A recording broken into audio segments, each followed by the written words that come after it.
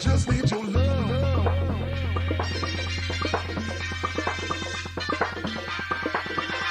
I just need your love, love.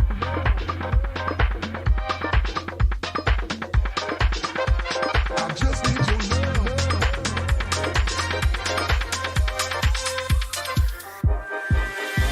I just need your love, love.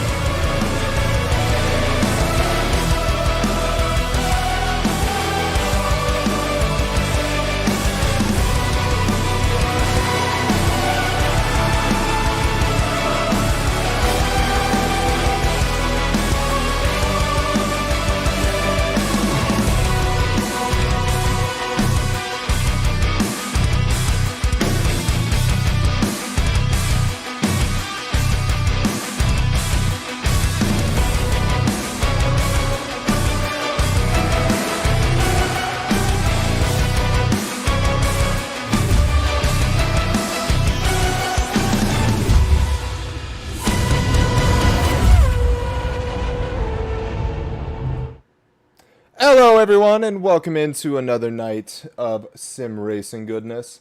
I'm your host Ryan Garrity, otherwise known as Big Smelly, and I am joined with Rob Jacques and Dave Hill for the time being. What's up, gentlemen? How are we doing? Hello, hello. Doing well. Excited. You're not muted. Sorry, go Dave. Go. Excited to get back to sim racing. We had a week off for streaming, so it's good to get back. And a really fun track. I like Donington a lot. We're going to go ahead and cut right over to the on-track footage as we are entering qualifying, but yes, I completely agree. It is nice to get back. Had a nice week off. If you were watching last week, we had the Enduro race at the Barricade, the mixed GT3, GT4 racing. Interesting style. I wish we did that a bit more. Yeah, it is a commitment for time. I mean, I felt like it was a commitment for us. Both Rob and I got up because the endurance races are done on Australian time. Mm-hmm. So Rob and I both got up at 5 o'clock in the morning Eastern time to be able to jump in to do some comms to kind of help everybody out. Mm-hmm. And it was I mean, it was pretty exciting even towards the end. After 8 hours, there was still movement at the top. And it was really, really fun to watch. Yeah, and for me, doing commentary was a really generous term because I had nothing to offer the world at that hour, it turns out. Yeah, well, one cup of coffee wasn't enough. Oh, no. It is quite early. But now we got Donington. Yes, we do. So, as for Donington, go ahead, Dave. I'll go after you. I was just going to say, I think we're getting close to... We should be setting lap time soon, I believe, if people have got clean laps. Yep, it looks like we have over 3/4 of the grid is off of their outlap and ready to set some times. There we go. Ken Portis, 127.321. I kind of like that. 321. That right off the bat is pretty quick. Yeah, that would be a miracle lap for me, not a banker. Quickly dethroned by Alvarado, though, with a 126.292. In the practice session, I think Nick was one of the higher. I think he was number one throughout practice as well. So seems to be a pretty strong track for him in the Honda.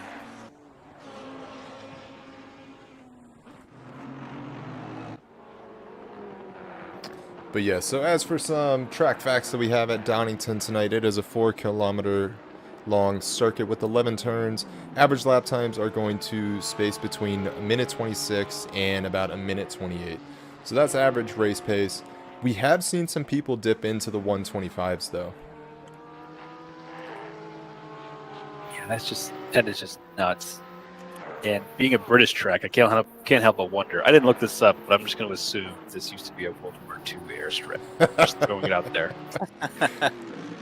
That I don't know, but I did see that it was a Formula One track briefly, and was going to become a Formula One track again, but they ended up running out of funding, and they didn't. They couldn't make it work. But the race, so this was the fun fact that I looked up earlier, but in 1993, it was the European Grand Prix track, and Senna won here, and in the first lap, he went from 5th to 1st, and it was raining. So that was pretty wild. I watched that lap, and I don't understand how that was physically possible.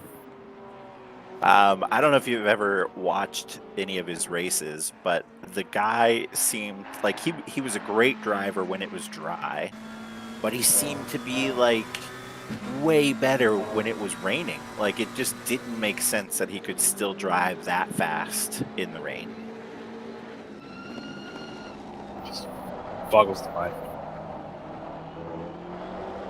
So for race control stuff, I'll get the stuff from Cam. Yeah, I don't know why this is acting up again. So apologies for that, everyone who is tuning in. Minor difficulties with the race control, but we may be able to get that settled. We shall see. That seems to be our natural thing to have technical difficulties. It's kind of like our hitting our stride. Yeah, exactly. The modus operandi. Garrity had a really good run in the rookie race that I missed, but you did a podium, 3rd place. Yeah, I had my first podium. Granted, we had a few guys disconnect who were in front of me, so in my eyes it wasn't necessarily a proper podium, but it was a podium nonetheless.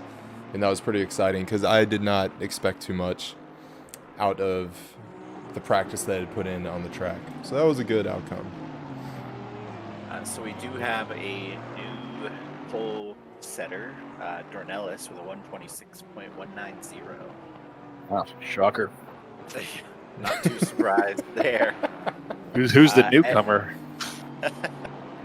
And I think the McLaren is pretty strong here. I think we've seen in some of the other splits that the McLaren seems to do really well here, and also the Mercedes. I think Mercedes got first in quite a few of the other splits. I thought the BMW also had a little bit of balance of performance stuff, but it's not really manifesting tonight. Another thing to look out for is it is a track in England, so maybe some rain potentially. I know right now for qualifying, sun is shining, quite a bit of wind. So I guess there's always the possibility. Yes, the 100 is at 5. And the arrow is pointing in front of the 100. Whatever that means. 100% to the left.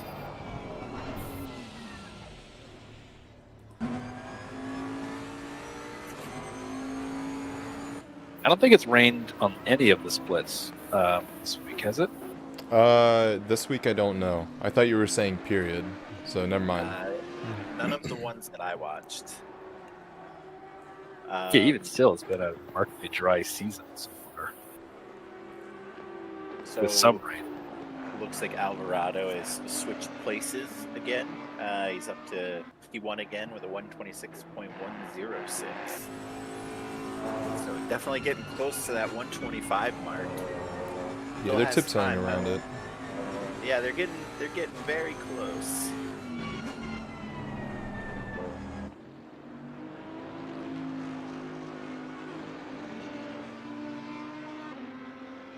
I'll tell you though, I'm looking forward to Kyle Amby.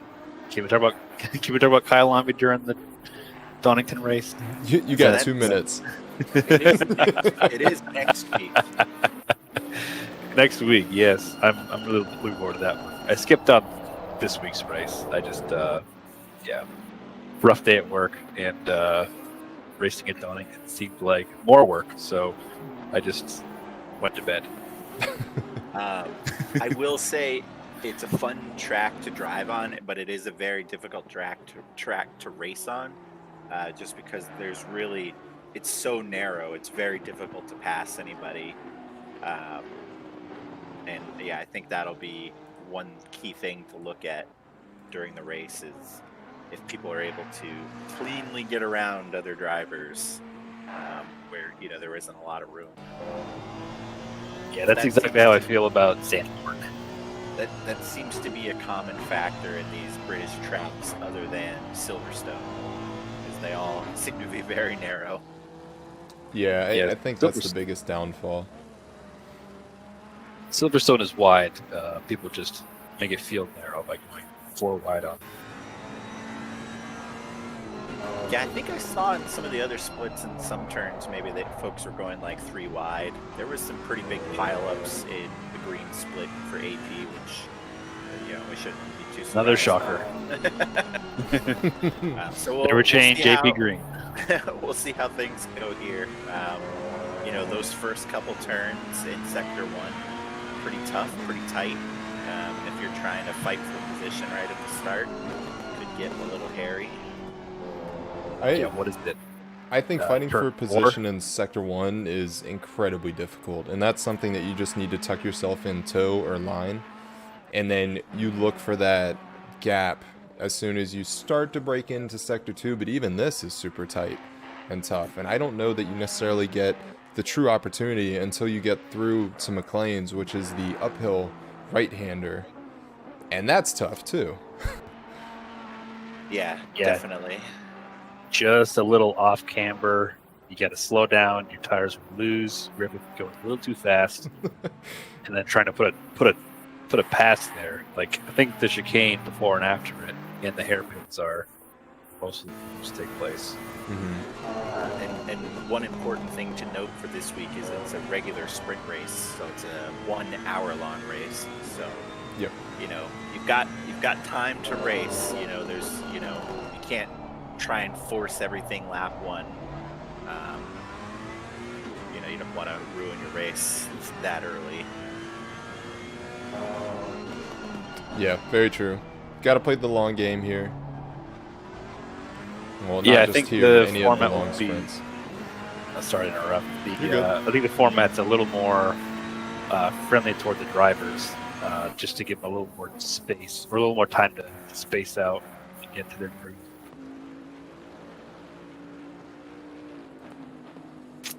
See, so just under 3 minutes left of qualifying, so a couple laps left. See if we get any shake-up. Oh, Two Alvarado. seconds. Yes, go ahead. Yep. I was you just see going it to too. say Alvarado finally cracked the 25-second barrier here, 125.782. He didn't just crack that; he smashed it. That is Yeah, quite a- he kicked its butt. He showed it who was boss. Say, hey, I bud. mean, My name's for- Nicholas. I'll take a 25, please. I mean, having 4/10 on Dornelis, I think, is really impressive. So really nice showing by Alvarado. Do we think he will be content with that, or do you think he's going to keep pushing? See what else he can do. So, I mean, depending on where these guys are on the track, they definitely have the opportunity for, 2 more laps with about 2 minutes cracking in qualifying. So as long as they can get one lap in across the finish line before we hit Donuts, then I think we could see some more out of Dornelis. But that is impressive from Nicholas Alvarado. Yeah, really well done. And yeah, I think the guys at the top, there's really no resting on their laurels because they know all the other guys behind them are going to keep pushing because they want the top. They want the first. Mm-hmm. So it looks like Dornelis did improve on that last lap as he is now 0.3 away from Alvarado. But this will definitely be his last lap as he only has 1:07 remaining. He had about 1:20 as he was crossing through Sector 1 into Hollywood. So I don't know if he'll have time to get another lap in after this.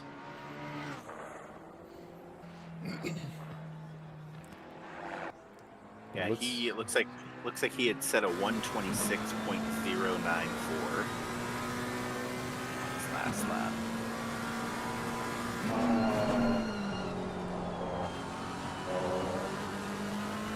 Ducky says you can battle on the downhill at T1 if you have a great T1 exit. That's just because you're more of a man than me. That's why. He's just saying that because last night he had the inside on me.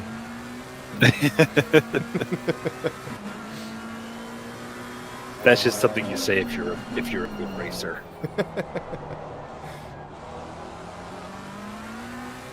Oh, and he's pitting. I guess he didn't. He must have been in the red on the Delta for that. It's not a faster line, I don't think. Not ideal. Not a fan. I think they frown on that. You know, he's on the front line. He could potentially get a better start. So we'll see. We'll see if it works out better for him. I feel like on some tracks, depending if you're on the inside or the outside of the front row, you actually have a better chance, even if you're not necessarily on the pole, just because you can get a better line going into the turn. I don't know if this is one of those tracks, but we'll see. So we also missed. Go ahead. I was just thinking if you can stay alongside somebody, you can get your turn later on down the track on the inside line. But I don't think that first section has too many, left turns to favor the outside guy for the second place. So I don't know, we'll see. Looks like Casey will not improve on that lap there. He had a 1:28 and a best of 1:27.804. And as the bulk of the guys are going to wrap up here, we actually missed, since we don't have race control, unfortunately. Nicholas Alvarado set another fastest lap with a 1:25.6. So he went in 10th faster. Very impressive. Brought that gap right back up to 0.4. So this will be very interesting. Just driving him.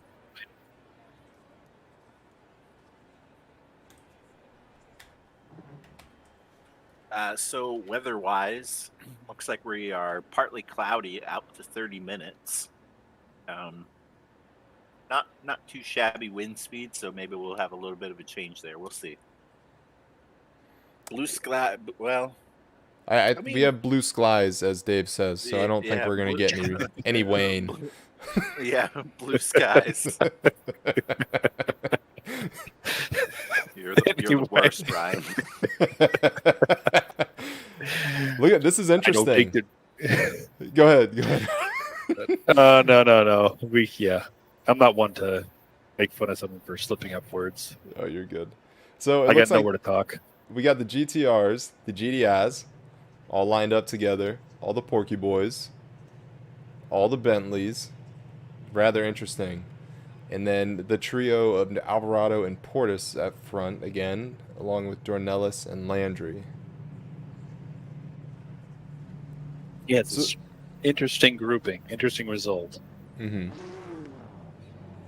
So, from your experiences, which would you prefer? What kind of car driving around Donington?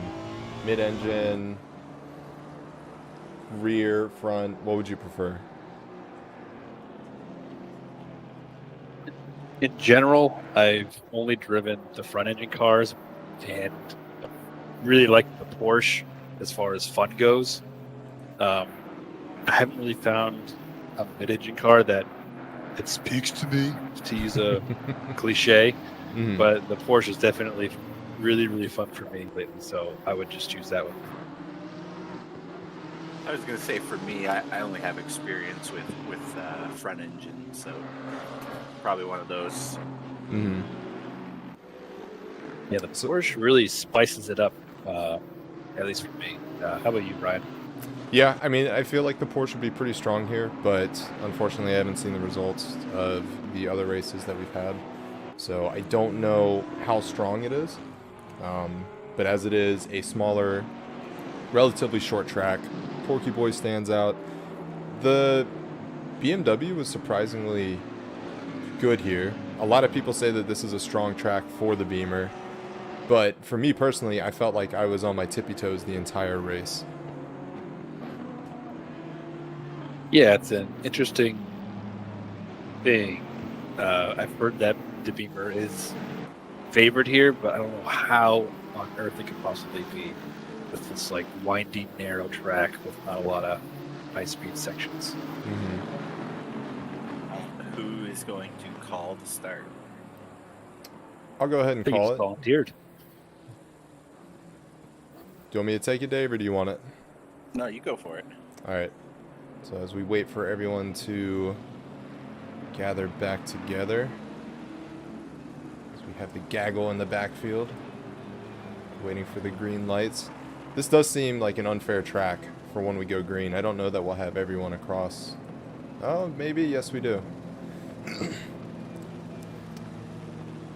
And waiting. Grid, maybe not so much. We got green lights here at Donington. We have Nicholas Alvarado at front, Dornelis behind, followed quickly by Kenneth Portis. Looks like we're going to go too wide at points. Relatively safe. Everyone's still filing in line. We have a Porky Boy off track. Nicholas Alvarado already taking off. Look at this. Ciao. As we make our way down to the old hairpin. Let's get back into Helicam, see if we can view the rest of what's going on here. Relatively calm, it looks like. Jump back on board with Michael Landry as he traces behind Kenneth Portis. Getting right up on his bumper. Porsche's off and back. Yeah, it looks like the Porsche Johnson went off. Still relatively clean, though. Yeah, I didn't see if it was self-inflicted. I mean, it didn't look like it was anything bad. Uh-oh. I said the bad word. Did I just curse this entire race? Which one? Clean? The C word, yeah. Yeah, that word. That does it. Oh. Looks like Tommy Kogan took the esports line, turned in the chicane, but he turned out okay. It seems like it worked out for him. Yeah. Okay. He's just bleeding positions, but he's worked out. I mean, he didn't take any damage or anything. He just went esports. I noticed the Bentley in the midfield at the green flag caused a little bit of an accordion there, and there was like 3 wide going into the turn with contact, and somehow everybody kept it together. So well done, everybody. You know what I just missed? Fabiano isn't here. That's true. You're right. I was like, wait a minute. There's usually a Mercedes relatively high up the grid. No, it's been 2 weeks. I didn't forget. But looks like everybody's getting kind of settled in. Getting a little bit of gap between most cars. Yep, settling into that 60-minute race. So this is going to be interesting right here with Gabriel Marcon, and then Perez Saidi followed. It was closely behind. I really thought the Beamer was going to have a bit more power going into the S up here, the Fogarty S's. Looks like he had a clean exit there as he quickly comes up on Marcon's bumper. Let's go to Helicam. It's like that was, braking though. It's the that was braking the of the Porsche. Beamer that kills it. Yeah, it's so that was bad. the Porsche Vasquez that had gone off there. Oh, that looks very close right there. Yeah, that was he closed right in, didn't he? Yeah, just a bit. What are brakes? Why Oh, aren't we they got a Nissan off the working? back. We have someone off in the back. Yeah, one of the Nissans, the GDIs. All right, let's go ahead and get a replay. We'll go back 30 the seconds. Elegons. Yeah. Maybe Hill self-inflicted. guns. The debutant. Ooh, no, Oh, it looks no, like that he was was not- bumped. Had a bit Oh, of okay, yeah. contact there. Is that Honda also Casey? lost it. Was Yeah, that Casey Gold? I think it believe was. so. Yeah, so I think Casey will likely catch a 10-second penalty, 5 to 10-second penalty. Getting rear-ended in that turn, what's that like? Not No salty. PTSD, I'm sure. Not at all. Oh, That's a some bit slight, unfortunate. some slight damage there on the rear. He's Yeah, wiggling you and can jiggling. not like you need that for downforce. Nah, Nah, it's a high-speed track. You're fine, right? it's just a rear There's- splitter. There's no Fine. turns you need to worry about. It's like the Porsche. It's there for decoration. It's not even carbon fiber. Just paper mache flapping in the breeze. So Saidi is making his presence known for Marsan. I think that'll be an interesting battle to keep an eye on. Yep. I feel like Saidi keeps getting close, and then the Mercedes is able to pull away. But Saidi is like always there. He is. And Perez Saidi, you can't sleep on him because he was our P1 victor for the 40-minute race not last week, 2 weeks ago, correct? I thought Dave Hassar won the 40-minute. Yes, that's correct. Yes, I'm getting race races winner Dave mixed up. Hassar. Saidi got P2 Okay. at MOF. Ooh, this is gonna get close. That is. Oh, Whoa. that was a pucker. No, get it, Perez. Come okay. on. All right, so Perez is back on track. That looked very dangerous, and like Yeah. the wall was imminent. Now Sears having a look, get a little free position. So I think one thing with Donington is there's really not a lot of room for runoff, or if you go wide, you're pretty much going to hit grass or dirt the entire time. Yeah. So Yes.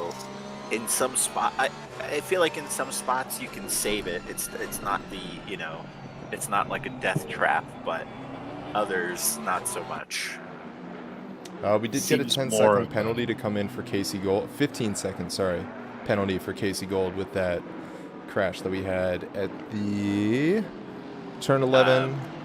Final corner, yeah. So Good car odds. 124 gold, 15-second penalty for collision lap 2.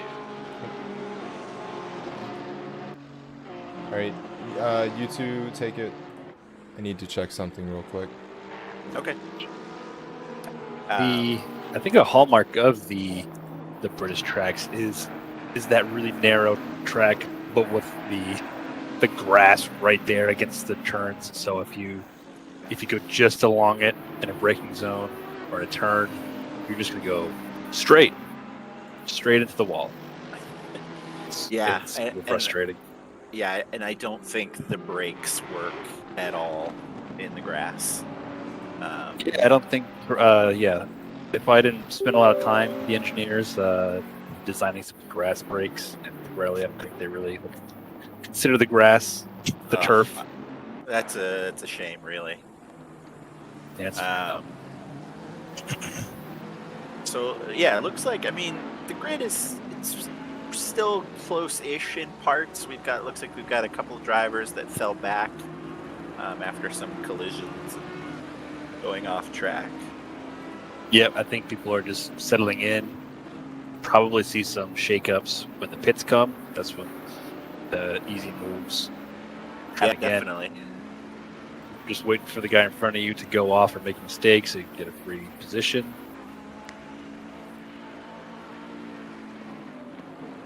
Yeah, hopefully we would get a little excitement. I know, once you get into like the hot lap territory, it can be tough. Yeah, you're just looking for his personal bests. Kind of a little hot lap. But I feel like, in some of these like little groupings, they're definitely still close enough that, a mistake by one driver, can make it so the person behind can capitalize. Yeah, and if you have if you step out of line to make a pass, that puts you at a huge risk if you miscalculate it or if you just don't execute it properly. Then you're the guy on the outside line or something at a huge opening, and you could just lose a couple spots right away. Like right here with Bentley. Yeah, it looks like Carpenter potentially making a move on Tomasco. Always makes you think of Tamaco from The Simpsons. Now, I don't know how you feel about this track, Rob, but that first turn I feel like is difficult to get right. I feel like, because you move so far left into the pits, kind of, to be able to get a good line. But yeah, I always have trouble there. Yeah, like there's a little bit of diminishing returns with using that pit line, but usually your tires are going to be a little colder on that turn, and it's not the most. It's kind of like a later apex turn, so you don't want to just like dive right for it. At least that's the impression I get with it. But yeah, it's definitely not easy. Are you talking about McLean's on the uphill right-hander? T1. We were talking T1, about got it. T1. Yeah, Okay. I was saying that for me personally, T1 was a tough turn for me to consistently get right. Yeah. Yeah, that is a tough one, and like Rob said, it is something that you need to essentially have a later apex in. But if you go too far, you're right in the grass, and you're losing at least a second. Definitely, yeah. British sod. It's not that quick now, isn't it? Oh, I don't leave you in the tire wall now.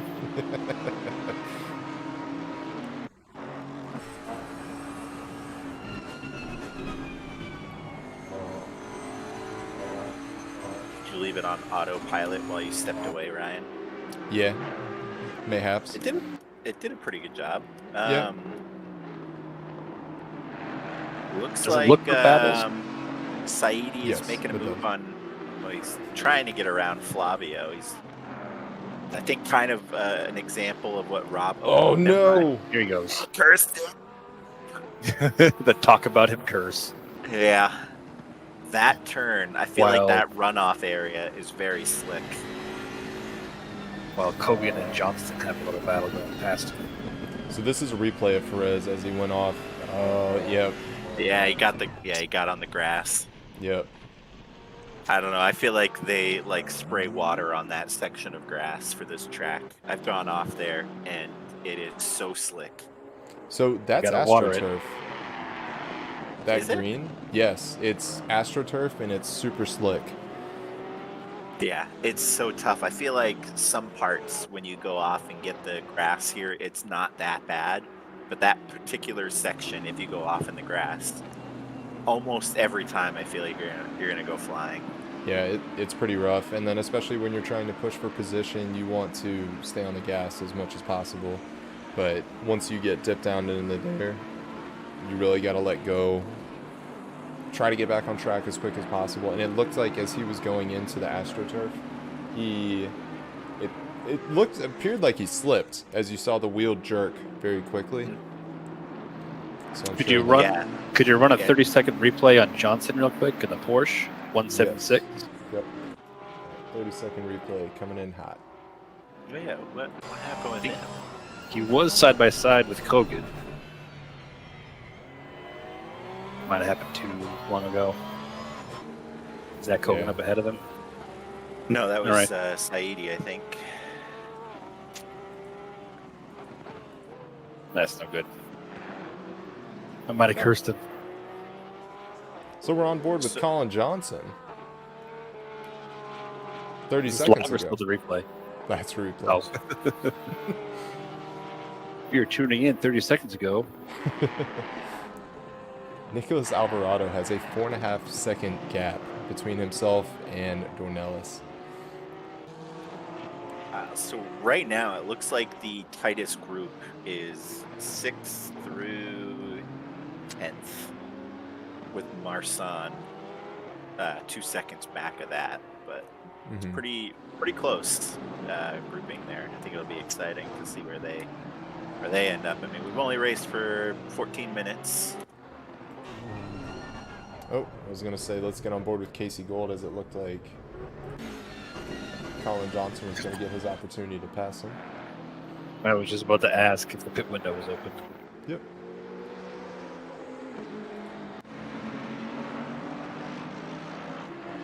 Oh, this is looking spicy. All right, I want to go on board with the Audi. Here we go, Helican. Oh, yeah, Burke was able to get around Carpenter. Gained a few positions there, going up McLean's. The Beaver Dam Bentleys running side by side for him. So before the race started, I looked it up. The team championship points, the Bentleys are currently winning by quite a No bit. kidding. So Bentleys are at 1056 for points. Second place are Civic Duty at 981. And third place at 900 points, the Dive Bomb Datsuns. Is that just for NA or is it for all sports? This is North America Split Blue. Okay. Yeah, it's for each series. So NA Blue, NA Red, or AP Red, NA Blue, AP Blue. That is surprising for the Bentleys, but not so much for the Hondas. Yeah, I guess the Bentleys are just like I don't think we've had a Bentley win overall for a race, but I guess they are pretty often, pretty high up the grid. Yeah, they're just there. Yeah, they're constantly there. Just So- in your face. As for the last lap, as you can see, there's quite a big gap between Tomasco and Spangler. Spangler ran a 27.792 on his last lap. Meanwhile, Tomasco had a 29.292. So you can certainly see the consistency with that speed has already created a vast gap 16 minutes into this race. Yeah, it's impressive how quickly those gaps start to form when you're putting on just a couple of seconds, or tenths of a second. How quickly that causes you to get further in front. Yeah, just adds up. Yeah, definitely. So I think the Audi of Andrew Burke, oh, this is a ballsy move to take that. Oh, that was close. That was so close to sadness. Yeah, I don't know think how you that gotta was do a content. replay of that. All right, let's go back 15 seconds. Maybe free cam it. Try and get closer on the bumper there. Oh. They might still be spicing it up on live. As Mullick likes to say, I think that was almost a brown flag. Oh, that was 100% a brown flag. They're showing you the brown flag. So I think between these two cars, I would pick the Audi out of this battle, but the Aston is holding its own, driven by Tomasco. As an Aston driver, it's not great at anything, but it's good at most things. Let's give it a safe pair of hands. Yeah, it's got pretty good speed overall. Oh, that's contact right there. That is contact from Tomasco. That to me seemed like a bit of a dive to try and get on the inside there. Should we Well, dip we back give and him check it out? Yeah. Let's check out a replay on that. It's getting spicy. That's why I was a little apprehensive of doing that. But You gotta buy 5 computers so you can do picture in picture in picture. Yeah. See, just watch him go. I mean, that's some very late braking to try and get on the inside there. I think he was pushing it a little bit. All right, a bit. That's a safe bet. So this gaggle is very close once we get back to the action. Burke is still behind Tomasco.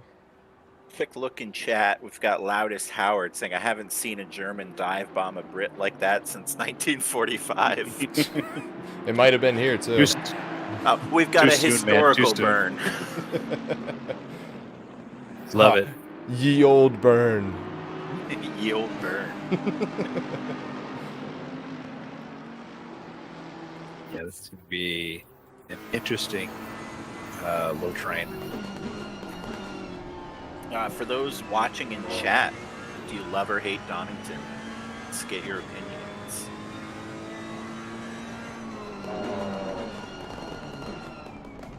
I think if I was in this train, I would pit. Not yet. That's Like way I would, too I, early. I would just early? bow out. Yeah. That's so early.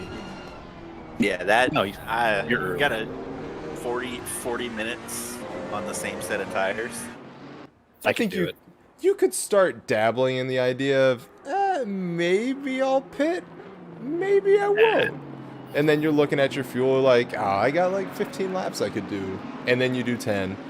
And then you think, oh, maybe I should have pitted 5 laps ago. Maybe I should have pitted when I wanted to pit. Maybe I'm speaking from experience. I don't know. Hypothetically. So, Ferrari almost loses it. But you could right imagine. now, we've got one person, they like the track. They think it's better than Brands Hatch. One is not a fan to race on, but they like watching other people race. Another loves Donington. First race was here in Rookies this week. Ooh. Loved the section from T1 to T4. I apologize for interrupting there. We got the Audi of Andrew Burke off track here. Let's do an instant replay. Take it in the cockpit. They try Oh, to make it no. a NASCAR. What happened? Ooh. Oh, that is a hell of a dive. Yeah, that's a little. That was Burke was the same one before, right? That was trying to make a move on Tomasco the last time. Yeah. Mm-hmm. Yeah, we were doing a little elbow out action. Yeah. No bueno. Not a wise move on his part. No. Let's head back to 14th place. Tommy Cogan's looking at Burke. Just be careful, don't get in front of him, it might dive. Ew. tough crowd. Hamada. I think I'm gonna keep my ass right here. I'm not gonna poke my nose up there. Okay, God, what a Spangler's pit. got a 5-second penalty. Let's see what that is for. Check your DMs. Little fun fact about Spangler. I have a note for him in Discord that says Star Spangler and Banner, just so I can remember who he is, because he's Prime. And the rocket's red glare. There's your little fun fact for the day. Reminds me of Christmas Vacation. Play ball. Actually, I haven't seen that one. You've never seen National Lampoon's Christmas Vacation? I'm afraid not, no. I get them all mixed up.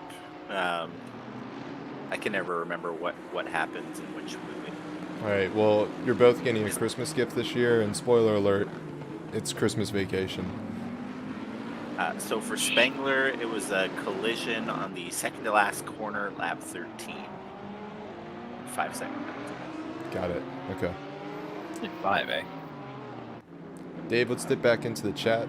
We can pick up where we left off. Let's see. So we did the one. So looks like Mr. Peabody. This was their first race this weekend, Rookies, and they really enjoyed I think Sector 1, T1 to T4 roller coaster. And Ducky loves Donington and Bolton Park. Bolton is brutal. Tough in the GT3s. It is. Slightly more manageable in a GT4, but still a very tough track. It's just so bumpy. It's like the whole time you're driving, your car is bouncing. Yeah, I agree. Yeah, half the time your car is not actually making contact with the ground. Well, and it seems like they had Bob the Builder pave the track as it's bumpy as hell. He's up there dancing on his steamroller. Can we pave it? The answer is Maybe. no. No, he you can't. I'm afraid I ain't got funding. Yeah, that's a hard nah. I was gonna say it must get paved by the same company that paves the main road by my house because it's insanely bumpy. Oh, well, good on them for international work. Yeah, right. Was Wazam in the pit? Did he pit this lap? Car 62? Car 62, let's check. Looks like Burke is in the pits. He's mowing the lawn Oh, no. currently. Yeah, I saw him bleeding positions. All right, let's do a quick replay. Oh. I didn't go back far enough. Shoot. Yeah, I don't even know what you would look for. He's got. Slopes. He doesn't have he damage. He just went off track again. Maybe he's teleporting to the pits? It looks like he's That got a looks bit like- of damage in the front.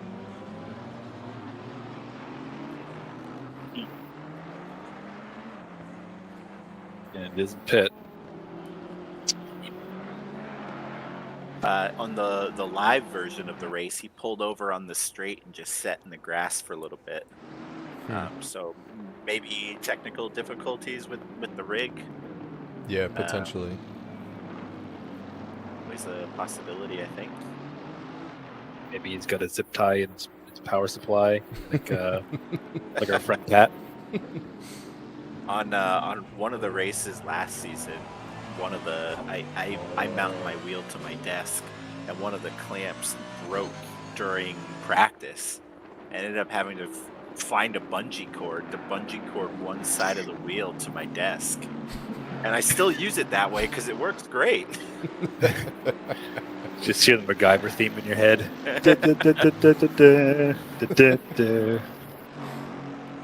I know what'll fix this. Bungee. Yeah, Hey. I had run out of bubble gum that day, and I couldn't fix it with that. Fetch Paper my clip. bungee. So I think it's worth noting that Dornelis is slowly closing the gap on Alvarado. I think at one point when we saw it was about 4.5 seconds, and he's closed it down to 2.7. And I feel like that's typical of his MO. He consistently catches up to whoever's in front of him. And then passes and wins. As is tradition. Yep. And then the princess puts her hand in the pudding. That's like a John Madden call. The person who passes and is the lead at the end of the race is typically the winner. Usually, but if there's a penalty, then the person behind him could potentially win the race. That's kind of how it goes. I'm going to draw on the screen. So Burke got a penalty for speeding in the pits. You hate to see it. It's tough. Yeah. This track is unique in that it has 2 pit entries, one of which is the wrong pit entry. So luckily these drivers are all pretty seasoned, so they probably don't go for the old pit entry. But I also hope they do go for the old pin entry. Just imagine if you were like in the heat of the race and you just totally spaced. Yeah, We're inside like- the pit. Oh, crap. And you're like, here it is. Oh no, that's a wall. And damage. So let's see what Dornelis pulls out here on his lap. A 1:27.039. Last lap for Nicholas Alvarado was a 1:26.913. So if we remember about 2 laps ago when we said, wow, Dornelis is really catching up, he had a sub 27 lap. I believe it was a 126.9, and then Alvarado had a 127.9. So I think this is going to be a massive tug of war between these two, as Dornelis is about 3.5 seconds behind Alvarado now. Even Portis has fallen off quite a bit. So we've got 2 people in chat saying they did have a driver in AP Blue try and go into the old pit entrance. Oof. F in the chat for that lad. Yeah. Was it Mullock? I haven't been here in ages. Or was it good race. Estelle Hertz? Yeah. Oh, right, yeah. Still hurts. Who's this hot newcomer? He's the new hotness. Is like- Matthew the only Lambo in the field? I guess so. Yep. Looks like it. Firelord Racing says, surprisingly, no. To the mullet comment. Oh. Yeah, this was his first race in a while, wasn't it? Yeah. Yeah, I believe it's been 4 months. So it's good to see El Jefe back in the rig and behind the wheel. Can we check Where 12th place? Our man Vasquez. Amon. Amon. Oh. I don't know what just happened there, but it looks like He's A mowing the lawn. not this time around. Maybe that was Maddie doing the mowing. Yeah, Maddie that mowing. Maddie definitely got quite wide. So, He yeah, was I think wide it was before the McLean's. Lambo. It looked like through the Schwartz curve, and he's still maintained the car, which is impressive. Got another 5-second penalty coming in for car 11, Gabriel Marcon. I believe that's speeding in the pits. He's your limiter. They don't want to. Oh, will we get? No, I don't think so. Good on you, Nick. Looks like Nicky. maybe Burke dropped out of the race. Don't see him on the list anymore. Could have been disconnected. The world may never know. Unless he's in the chat. Burke, are you there? Hello. This is Smelly. Smelly, looking for Burke. Do you copy?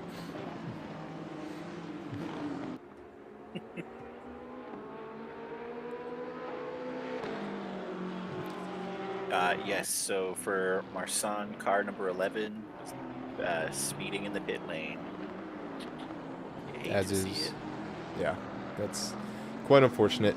I will say this pit is a bit of a pain to go into, but it's relatively short, which is a gift. I think it's equally as tough getting out, especially where so many people pull into the end of the pit lane to try and get a better entry on turn 1. But I think in one of the other streams, Mullock was saying that the person leaving the pit does have the right of way. Yeah. Because otherwise they would just be sitting there, just like waiting for there to be no cars. Yeah, it is tough. I nearly annihilated someone yesterday, or 2 days ago, in the Rookie Series. In qualifying, I think you were coming out as I was passing you, and I Yes. was like, "No." Yeah. So, funny story about that. Your boy forgot to turn the pit limiter off when I was leaving, so it was 50, 50, 50, 50. I'm like, go, go, go, mush, mush. Why aren't you working? Oh, Where's BMW power? They said it was broken? fast. This car is dead. Am I having an engine failure? Oh, Electronic issues. no. User error. Okay. Yeah, it was 120% user error. We got a car going into the pits right now. Looks like Alloy Ike Guy is going to take his pit stop. What is his gap between Perez? Let's see. So looks like all the leaders are staying out right now. Oh, Johnson's coming into the pits. Ike Guy's in the pits. I would imagine you start to come in now. Within the next 6 minutes for sure. Yeah, I think so. Alvarado's coming into the pits now. Dornelis is coming into the pits. Looks like Carpenter decided to stay out. And Saidi. Here comes our Safety star-spangled cars. man. I was going to say the safety car has not put a single lap in. I don't know what their problem is. Slacker. He's just chilling, eating Cheetos. Love Cheetos. I don't want to lick the cheesy crispy bits off my fingers. I'll save it for later. I'll do it when I gotta go back out on the track. Or I should get them all on there. I like it when my finger looks like a Cheeto, and then I lick it. It's like second Cheeto. I think it's hard to get an idea of what's going on with pit wall. Is it not working? Well, no, I'm just trying to like find where battles and stuff are happening. I think Vasquez, 88, there's some stuff going on. Ooh, this is spicy here. Oh, Nick some Amon more Amo. is trailing behind Matty Boy. Matty! Hey, hey, Matty! Stay off that lawn over here, boy. Keep up the grass. I told you to keep off the grass, Matty.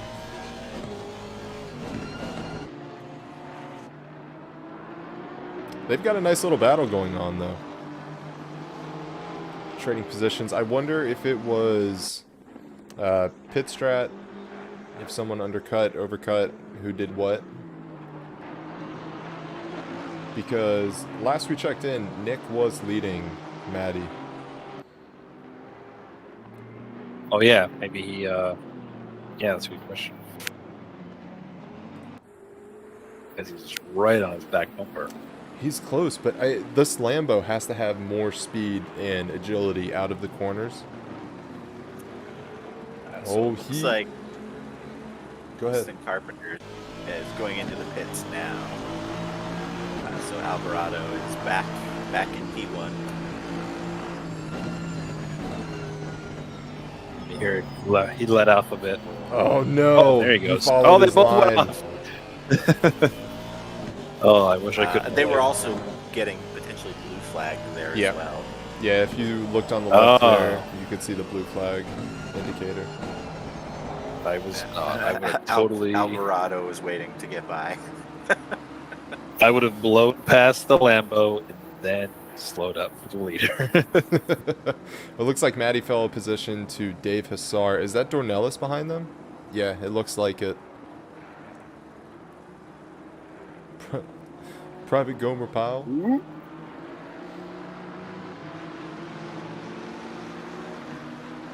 Be good around that Nissan. There are so many quotes I could pull out right now, Ducky, but I can't do it. Just a skosh inappropriate. No. Who'da thunk? I have a photo with that guy, with the Arlie Ermy. Do you really? Yeah. That's pretty cool. I've got his autograph floating around here somewhere too. He Was he Torrance? So he was actually in the Marine Corps. So he came to a Marine Corps birthday ball when I was in Okinawa. So, you know, everybody takes pictures with him and get his autograph. and Absolutely. stuff. The American hero. It's kind of like when you see Randy Jackson on the street and all you have on you is a katana. You're not going to not ask for his autograph. What the hell is that from? Step Brothers.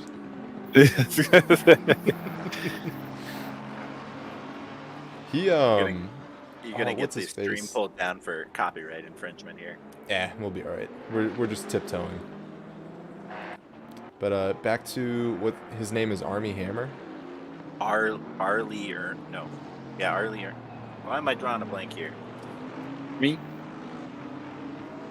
Anyway, the guy that you were Yeah, talking about, Arlie Ermy. Yeah. Arlie Ermy. He plays in Daredevil.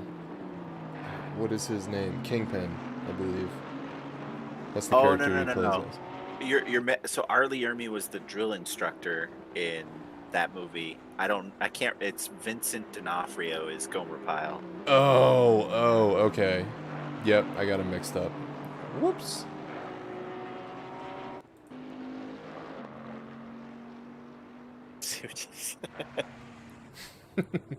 Hope you're happy.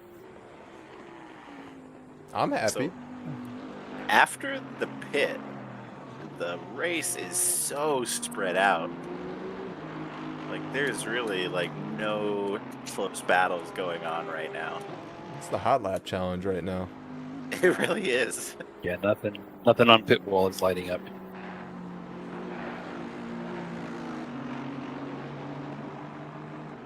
Yeah, it looks like key 1 to 5 are the ones, or 6 maybe. It's hard to tell, but I think those are the ones on the main lap.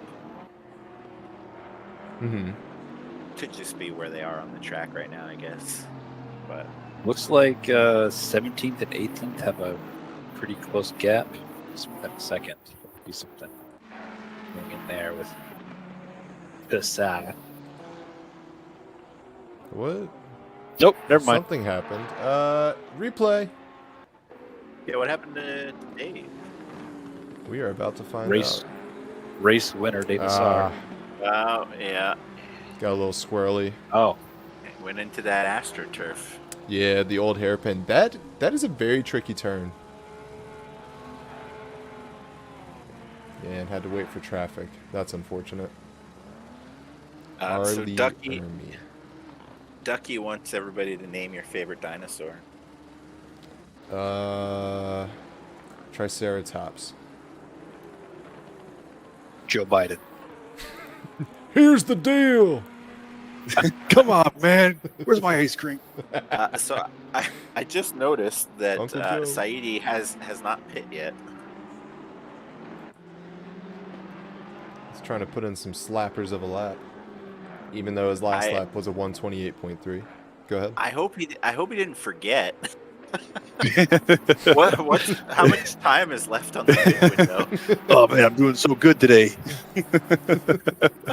Why do my tires feel like crap? It's a bold Why move, do I have Todd. no grip? Let's see how it plays out.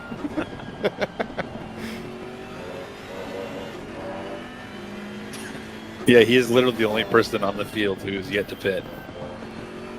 There has to be like diminishing returns to this kind of late in the game pit strat. Yes, it's called a loss of grip. The ability to yeet the car as quick as you want to. Inability. Yeah, you just eventually, yeah. It's got Eventually you a decrease in yeetability. But you get yeeted for potentially. Yeah, look how wide he had to go there. I would Yeah, assume he's definitely losing grip Granted, that's pretty normal in this car. But yeah. in the boat. Yes. The whale. You can. Is he coming in? Still not coming in. No way. What is going on? Here is the man with the plan. What's his name? It's Perez. He's not pitting! Pits are for quitters. He's waiting for that 30-second gap.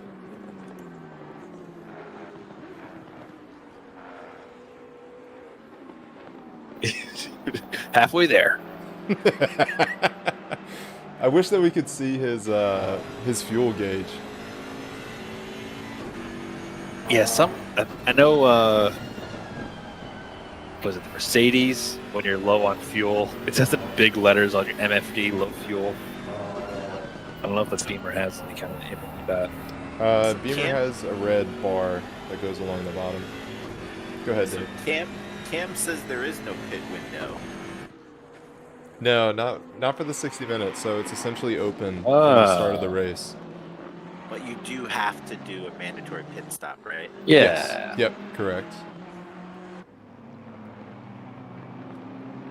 Well, party on. I'm curious. Will he do it? I mean, he's got Portis pretty close behind him there. I think this is the David Bender McNulty strategy. Still, Nope. still not going in. What? If you What is the don't- penalty if you- if he doesn't? Yeah, I'll ask. They slap you with enough time penalty that you're out of contention. I think it's a 45-second penalty.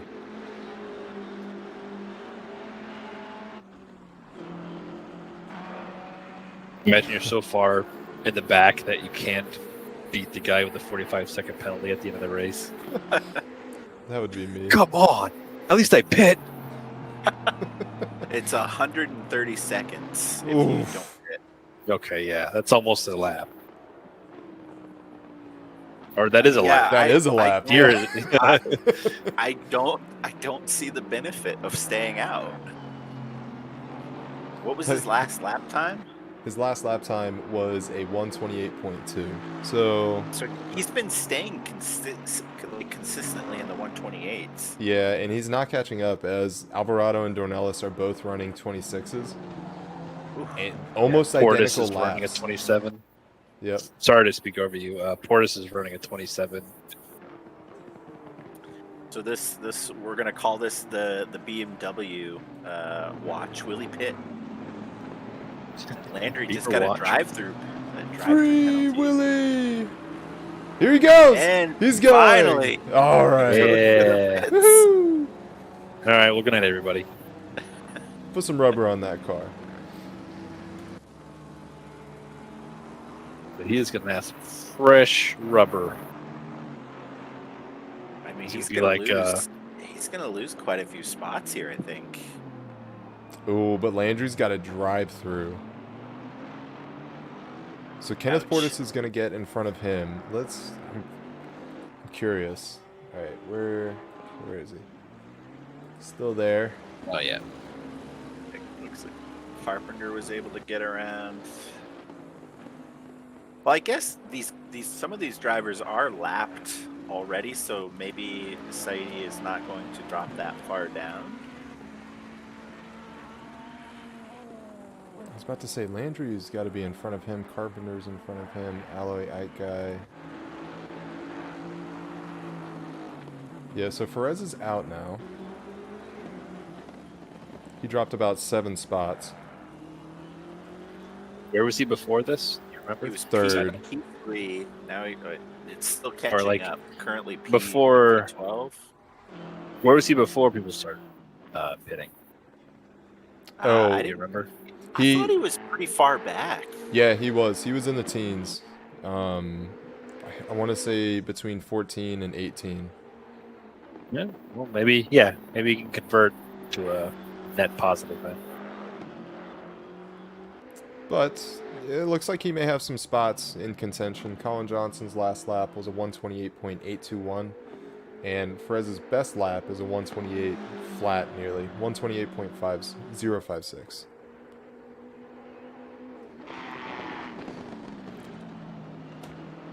Let's see, who can we... Tomasco. He's the man of battles tonight. Yeah, this guy, he's a magnet.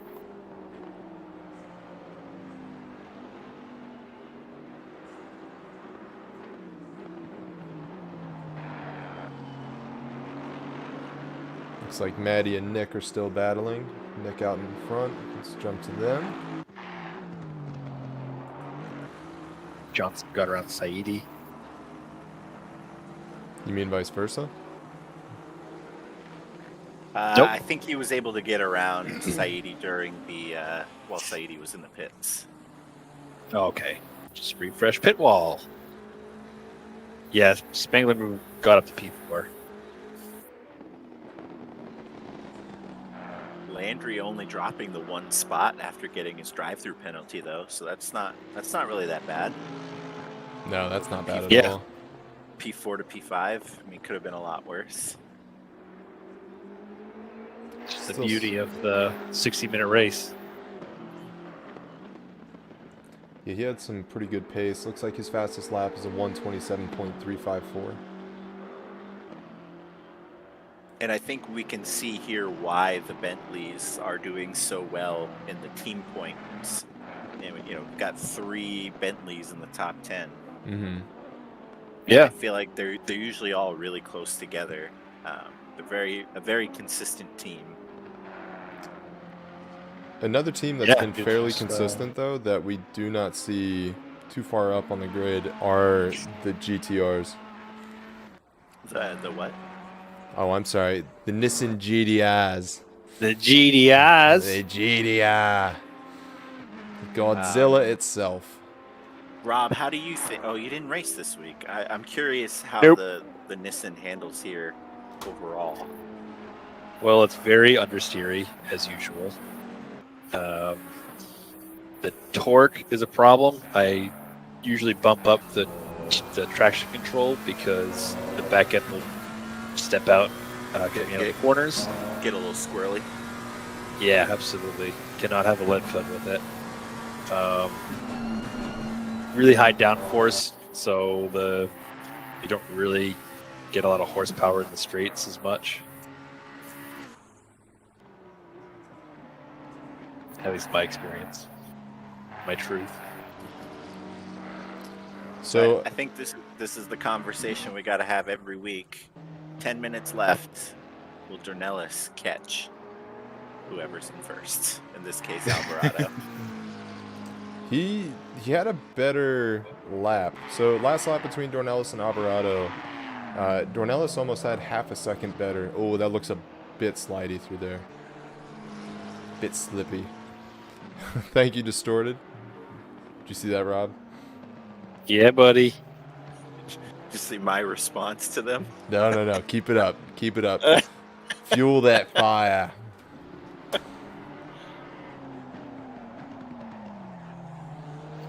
Oh, yeah, but you were pointing out the Dornelis had a slightly faster lap than Alvarado, so there's potential. And Alvarado just turned a faster lap than Dornelis. So, yeah, we'll see. Personally, I think Alvarado has this on lock. I'm going to say it. I'll go out there and say it. If it's a curse, so be it. Doing Nicholas- so well. He has had the pace the entire time. He killed it in qualifying. And he has the ability to battle Dornelis and keep him at bay. And as we know, this track is super difficult to pass on. So, we shall see. I think assuming he can keep the wheels off the grass, yeah, it doesn't take much to block if he can even catch him. And yeah, I think this will be his. Well, thank you, Distorted. We appreciate it.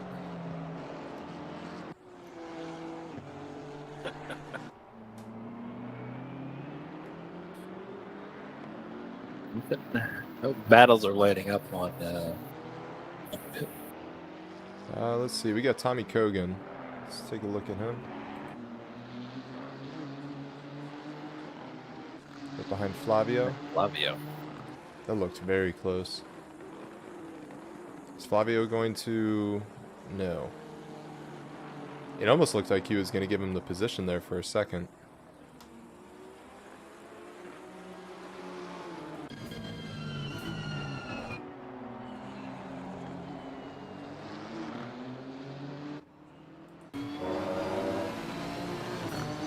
Little teammate battle. Yeah, you wonder if they're having a little chitty chat in the voice comms. Let's see, loses that back end a little bit.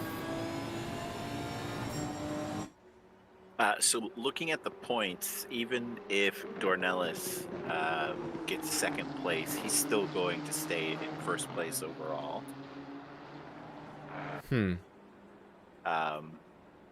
He will go up to, so if he stays in second place, he'll go up to 701 points. And with Alvarado potentially getting first, he'll jump up to 597. Wow. Yeah, Dornelis has quite a demanding lead, or commanding, sorry, lead over the NA Blue split.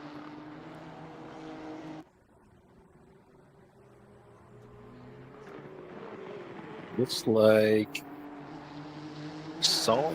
Oh, never mind. I thought he was battling with Johnson. Looks like he just got around Dave Hassar in the Nissan.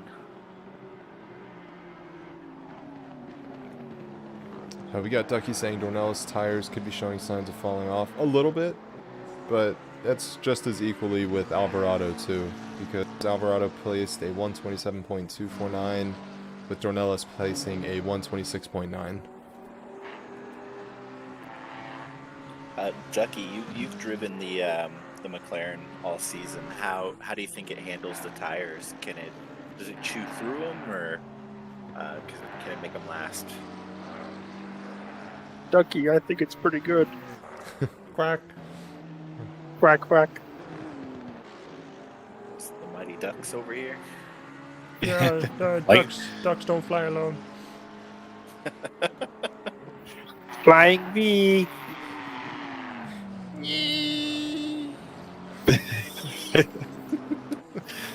I don't know what that was.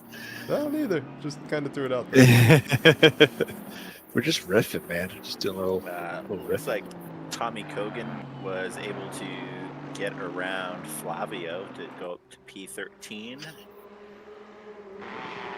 With all that I damage admit- on the front. I didn't catch what happened, but it looks like maybe Flavio went wide on the turf, the slippy part.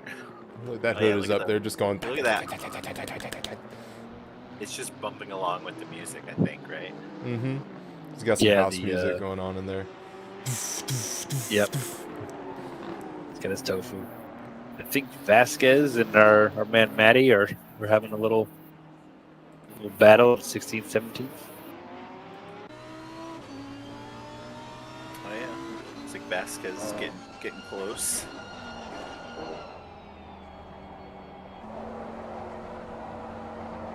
Amon is just up ahead. Uh-oh. Oh, hello. Whew. Okay. I thought my computer died. It's Oh, wow. alive! It needs some air. Just blow on the intake a little bit. Oh, where's my Pit wall. can of air? Is Maui a shedder? Is your dog a shedder? Oh yeah. So it's all over the front. Even if I wipe it each week, it's just stuck on that fan. Oh no, a bit of contact here. You're gonna want a replay on that. Yes. Vasquez wheels dipped off into the grass. It looks like, and lost it. Also, pit wall, when you have that lag, the pit wall just completely reset. So I think the server's having a little bit of issues. Alright, so we got the helicam. What happened here? Oh, just Really a rear good. Yeah. quarter panel? Yeah. Yep. He dipped off in the grass and lost it. Yeah. So hit the danger zone of the car. I wonder if that will be a penalty. Looks like I he's reckon going to it would. potentially give him Oh, yeah. the place back at least. So They'll good redress it. sportsmanship right there. I think it's still a 5-second penalty, even if you redress it like that. But we'll see. Yeah, I'm sure the unsung heroes of the community here, the stewards, are taking a look at it. Yeah, seriously. They have a very difficult job each week. Thankless, often not thanked.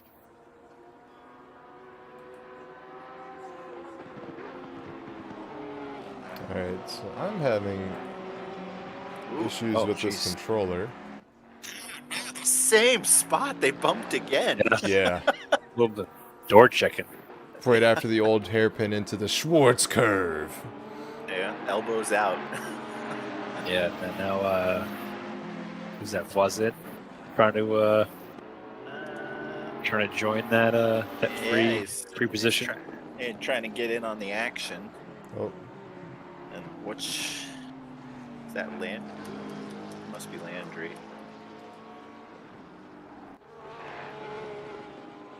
Yeah, Landry's trying to get by all these blue flag folks. Oh, giving Voisin a potential tow there, but Matt wouldn't let him through, but he gets him through on the switchback anyway. Vasquez is going to get slapped with a 15-second penalty for that collision there. Ooh.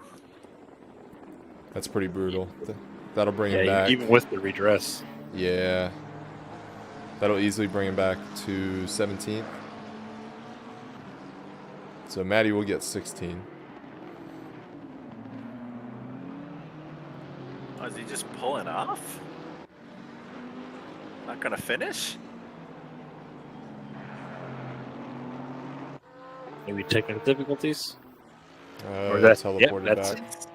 That's a shame. That's I him mean- off. Yeah. I mean, like at what point do points stop? I guess. Let me look. I mean, he still would have gotten 39 points at 17th place. All right, so with I that, guess he'll probably end up in 18th, right? Because the other drivers are 3 laps behind. yeah. Potentially, I guess it depends on if Dave Hassar is able to get around him for one more lap. Mm-hmm. But here's Alvarado. Just put on a clinic for the day.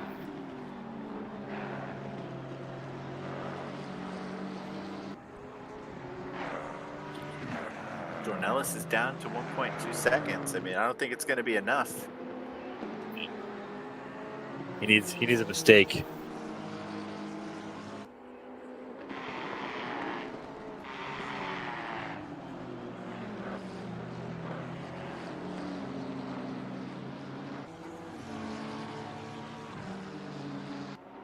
So yeah, Dornelis is gonna have one last lap here. I don't know. It seems like too wide of a gap. No, it's his. In Okay. Dornelis, we trust. No, Oh, that's it. that's it. Yep. So we got Well, Alvarado. there is always next week. Alvarado taking P1, Dornelis P2, Kenneth Portis rounding the last hairpin here for P3. And I can't necessarily say closely followed by Jeff Spangler, as that is a 20-second gap. Out of fuel for Vasquez. That is a good question. That could have potentially happened, as it was very close to the end of the race.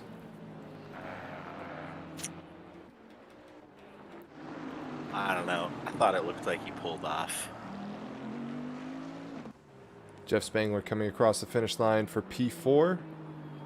Thank you for the flash there, sir. Little flash. Love it. So that Jeff has solidified his position in the standings at P4 now, I believe. Good stuff. We got Landry coming across the line, P5, Austin Carpenter P6, Alloy Ike Guy P7, Jackson Tomasco at P8,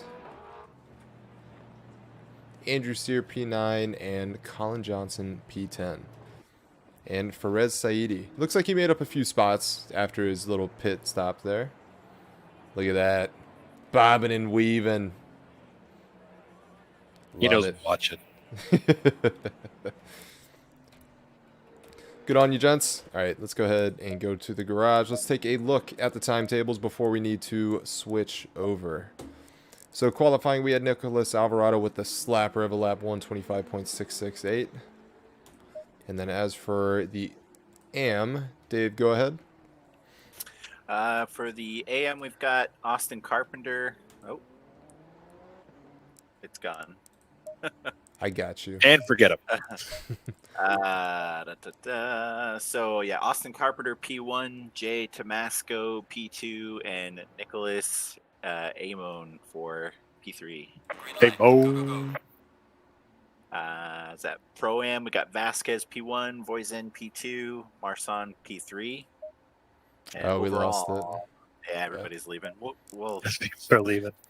it's tough. It's tough to catch it because it drops so fast. Yeah, it does. All right. So let's take a look here. I didn't turn my light on, so it's pretty dark up in here. Welcome to the Nerd Cave, ladies and gents. So as for the red split, we'll have to see who we have here.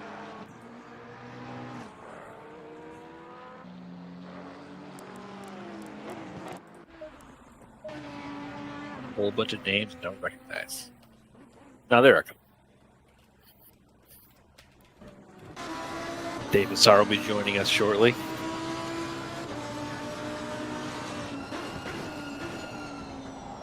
It's probably gonna relax a little bit. Yeah. Let the knuckles relax.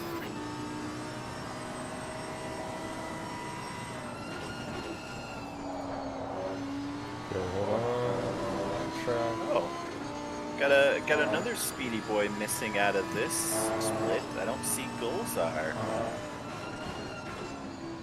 I guess we're still in free practice, so can still join. Yep.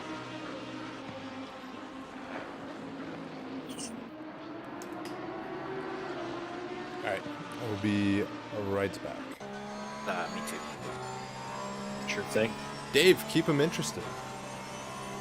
No, Dave's going away too. It's just me. I mean, Roberto. All right, gotta love the autopilot. Bigger field than last time. Although I can't remember how many we started for last time, but we ended up with 20. So we're already off to a better start. 24. Hopefully we keep these all 25 people, no rage quits. No technical difficulties.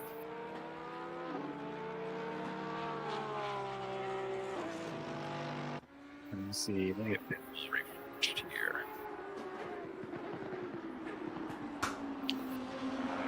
Oh yeah, people are doing some nice spicy laps. At least the top 10, putting in sub 130s.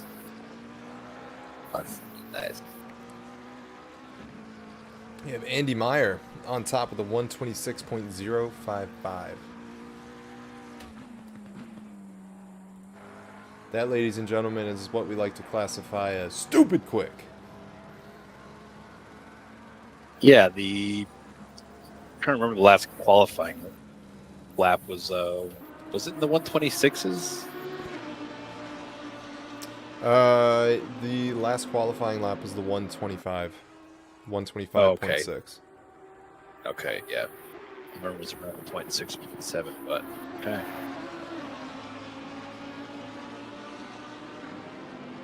That was quali. No, wait. All right, back. And we don't have just the one Lambo this time. Now we got two. This is getting out of hand. Oh, calm down. Calm down, Rob. No, there's 4 Lamborghinis. 4 Lamborghinis? Lamborghini. Lambo. Whoa.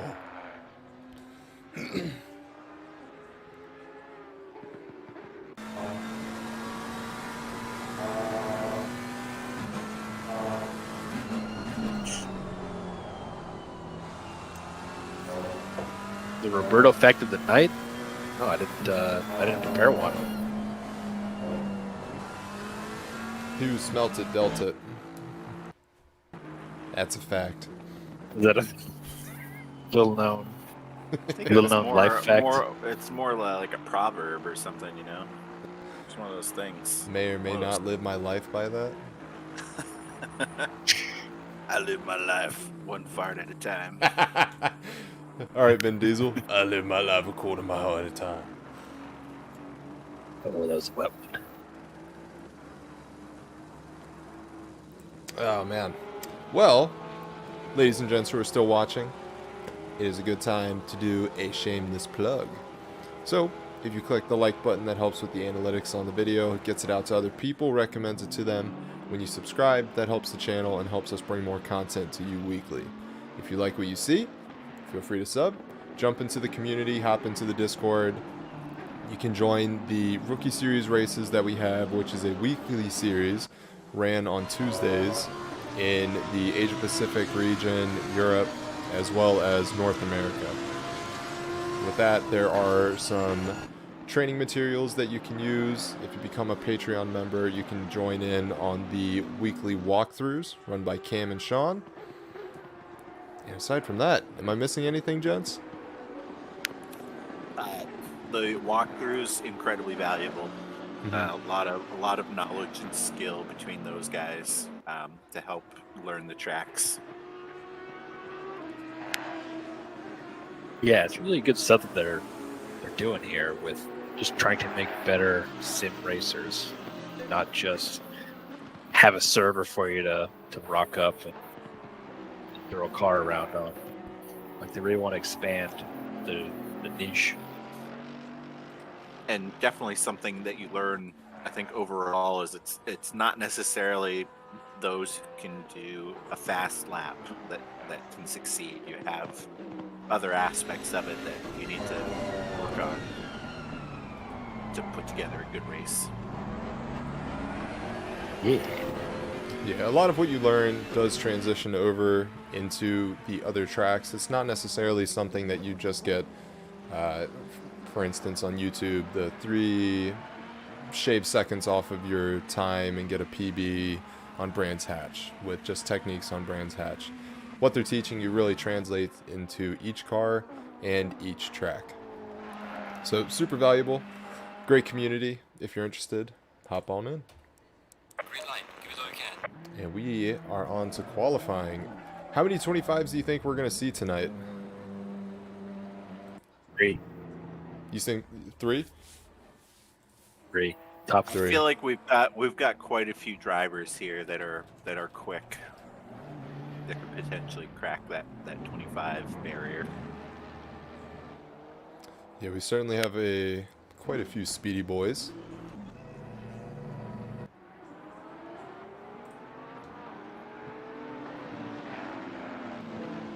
As everyone goes out on their out lap. Gets a bit squirrely. Get some grit in those tires. Like to get dirt on my tires before I go on my out lap. Okay. It's great for traction. Yeah. So I'm gonna take the time to help Ducky out because I know it's driving him crazy, but they are trying to start introducing the endurance series to other regions apart from Asia Pacific.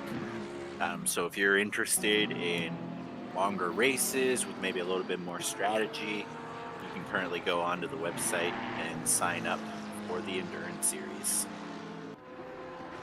Yep. Just gauging interest for now, and those signups will become real, assuming there are enough.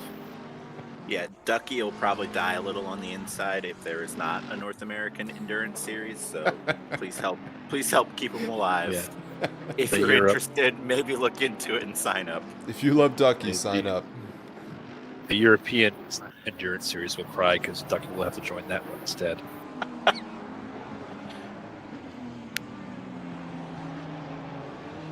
Alright, as we have everyone crossing the start-finish line to go on their first valid lap. I thought we were about to have a Merc go into the wall there, but it looks like it was the pits instead. And we got race winner Dave Assar. Not tonight, I'm afraid. Yeah, just in my heart. How was how are everyone you, doing? sir? Lines. Rob is always rooting for the GDI. The GDI. How are you, Dave? How was your race? Not good. Frustrating one tonight. Do you like the track overall, or is this not one of your favorites? I did. I don't have a ton of track time on it. I think I've only done one race. I like the layout. I just drove like poop tonight. That happens. Did you have any off tracks? We didn't see him. Yeah, from like 4, 5 maybe. I mean, some of them were just because I was frustrated and didn't really try to save them, but it was not a good time tonight. But that was my race. We are here for another race. Indeed we are. It is time for NA Red.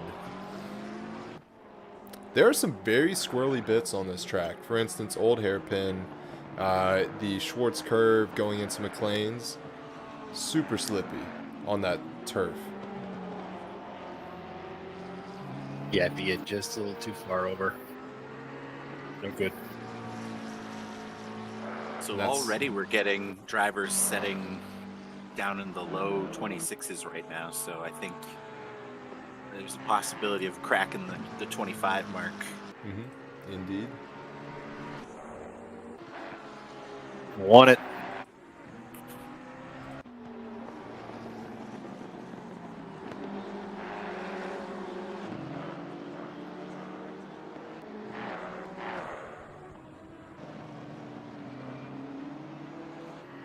So yeah, unfortunately we can't do the standings at the moment due to race control not being my friend.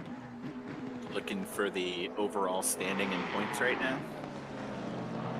I'll give them to you.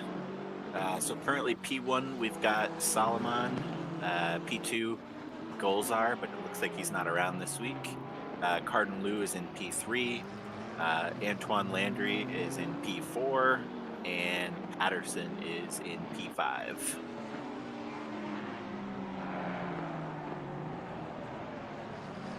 Yeah, so it looks Tell you like- what, guys. Go ahead. I'm just gonna. I was just gonna take my leave. It's past my bedtime, and I gotta be up early for work. So yeah, thanks for having me on, guys, and I'll see you next week. Always a Thanks for pleasure. joining, Rob. Catch you later, man. See you, Rob. Bye.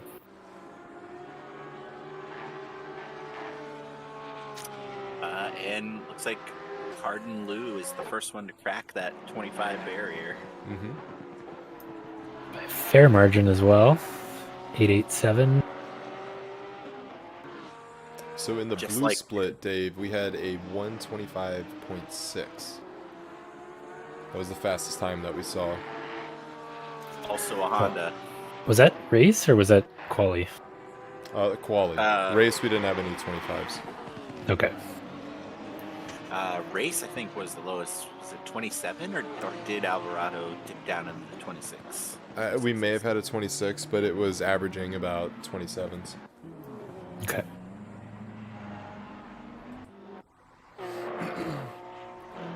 So, Dave, in your experience, I asked Dave Hill and Rob previously in the blue split, would you take front engine, mid engine, or rear for Donington? I know you don't have a ton of time here. I mean, so the front engines, you kind of have to brake early. Well, okay, so the two front engines I've driven here are the BMW and the Nissan now. Mm-hmm. BMW, you had to brake early, but you could kind of lean on the front end and just kind of coast through those. I'm thinking like turn 4, turn 6, or turn 7, sorry. Yep. Both of those cars, I don't know if it's all cars, but at least those two, getting on the power, especially out of turn, what would that be? Turn 8. So the one at the top of the hill onto the back straight is very touchy. The Nissan, as we see Salomon, he's just warming his tires, I think. There was a mistake on this lap a little earlier. So yeah, mid-engines, you might get off a little easier, kind of going through the twisty bits would be my guess, but I don't know if that comes at a cost of danger. Yeah, I mean, from personal experience, I had taken the Audi around here, and the agility out of the turns seemed like it helped quite a bit. But it's hard to compare the two, as with the Beamer, as you said, coasting through all those bits, you can still get some decent lap times with the front engine cars too. but trying to find that grip is just very difficult on this track, even when you have the tires up to temp and pressure.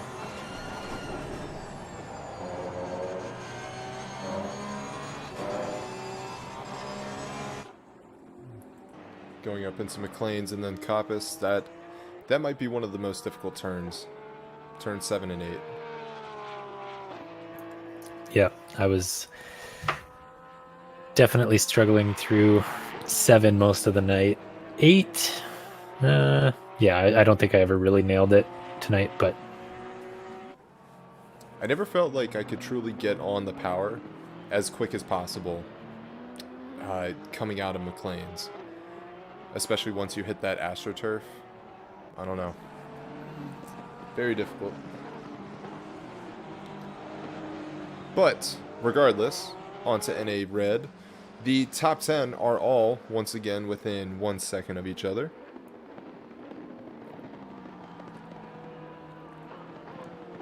Oh, sorry, I got stuck reading chat. Distorted says, if you want to try and expand on the Aussie accent, try pronouncing the Nissan. I think you normally get that. You've got the correct pronunciation. The Nissan GDI. I mean, the way he's written it there is Nissan. Nissan? Nissan.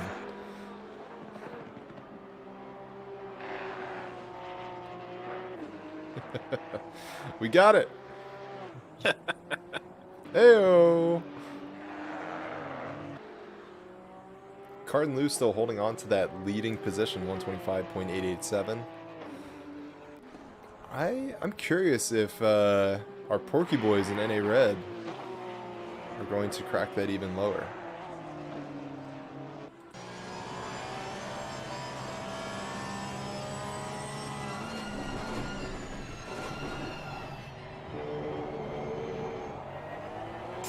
Yeah, I was talking to Colin Johnson during the last race, and he was finding it hard to follow. So he was in the Porsche, and just the difference in braking points, and then the twitchiness of the Porsche made it tough for him to like get offline or like have to brake at someone else's braking point. Trying to correct for that, there was just like no margin for error.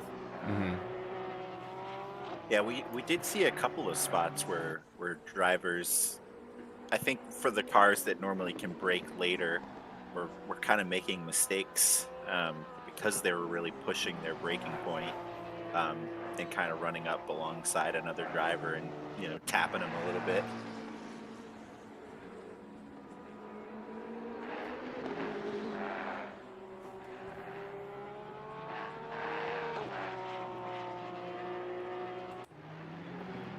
Indy Meyer is going to be coming across the home straight here shortly.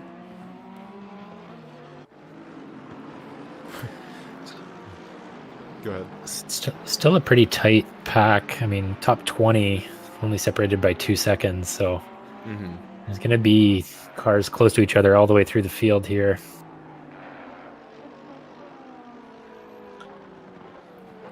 As you were saying before, I couldn't even imagine trying to follow a Beamer in the Porsche, because even the braking points that I had compared to the Audi or other mid-engine cars, I had to brake 10 to 15 meters before that too. That would be super difficult on a very tight track like this. And Sector 1 is near impossible to pass. Yeah, and so that was the good thing in that car was like Sector 1, the first 3 turns, someone's either brave or stupid if they're going 2x2 with you through there. So if you're in front, it's fairly easy to stay in front. And then after Old Hairpin, you've got the power up the hill, so there's not too many cars that can catch you there. And then as long as you don't butcher turn 7 and 8, get a decent run on the back straight, no one's going to be able to dive you into the chicane. Similarly, the hairpin, coming out of the hairpin, you might get into trouble a bit if you butcher it a bit, but definitely if you've got power, this circuit does reward that.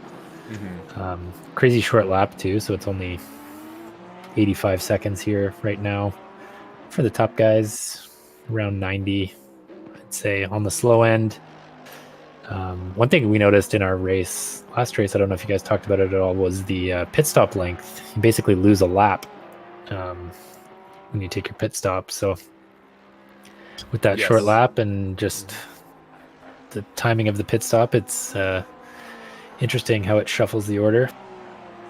We did talk about the pit, but we talked about how short it is. In essence, of coming off the track, you're in the pits, get to your stall, and then you're out immediately. But with what you said, it is very interesting due to the compactness of this track only being 4 kilometers long. You do lose a lot of positions once you pit. It's something interesting to take into account for your strategies. And by the time you hit, usually, well, so far though, the grid has been pretty spread out by then as well. Mm-hmm. Yeah, so pressure loss is one thing to consider. There's quite a few curbs here that'll knock some pressure out of your tires. So pitting early, and then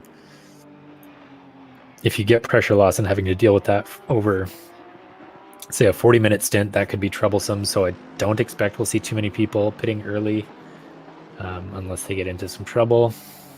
Ideal strategy would be to run as long as you can, assuming your tires are holding out, and then trying to do the same on your second set, as we've got 45 seconds left in the quali. Andy Meyer's going to get another run here. Got to try and find 3/10 to catch Cardin Liu, 25.887, still standing on the pole time. Cardin's in the pits. Simon is in the pits, almost 2/10 back. So a few cars still on track.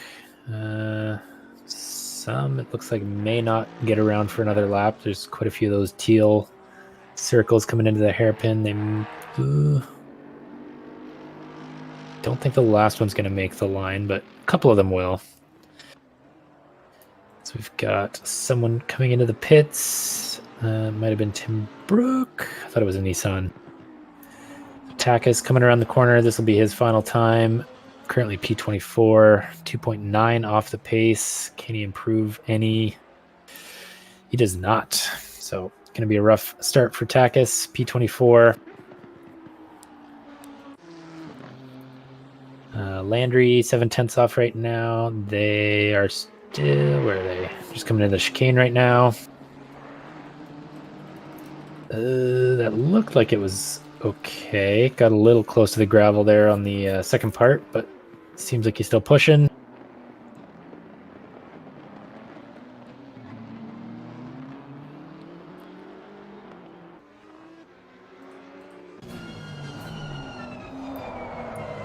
This last corner I find, as he gets real slidey. Very slidey. Goes all the way around.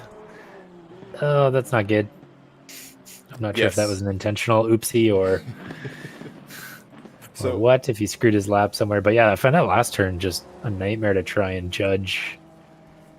Braking zone is super fine. Like, there's very little room for error. There's a ton of camber that you got to catch. And if you don't, you're in for a bad time. That's what I ended up kind of running into in the rookie race. I kind of learned that I had to brake a little bit earlier than I had been to be able to get the inside of that turn to kind of have it pull me around. Yeah, if you get on the top side of that camber, you're just off into the grass.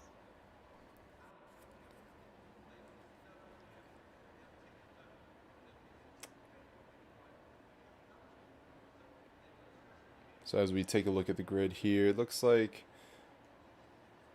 a few batches of teammates here. We got the McLarens at the back, which is not the same from last race. Obviously, when we had Dornelis at the front.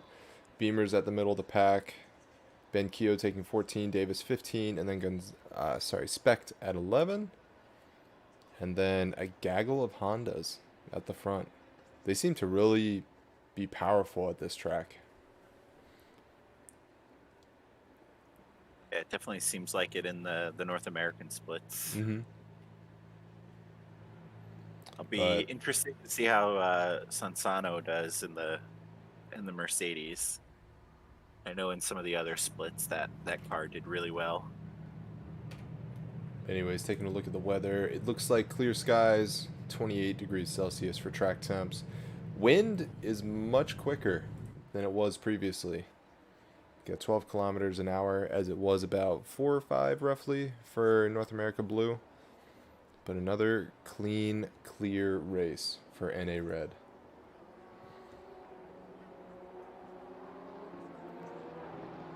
As we go out for our out lap here, get ready to prep for another 60 minutes at Donnie.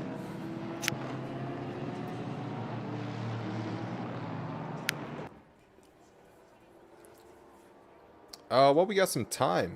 Dave, are you going to be trying the Endurance Series out? The one that's coming up. I'm assuming you're asking me and not Yes. Mr. Hill. Yeah, but- sorry. okay. I need to use last name. Yeah, I'll probably put a team in again. Mhm. Tommy and I put a team in last season, but we just never got the bodies for NA to get off the ground. So Mhm. a little disappointed in that. But yeah, hopefully we get enough people now that there's a few more people interested in NA that we can get the series off the ground this time. Mm-hmm. Well, I now know of 3 teams that are trying to get together, so there we go. The get a Drop few more. Bears.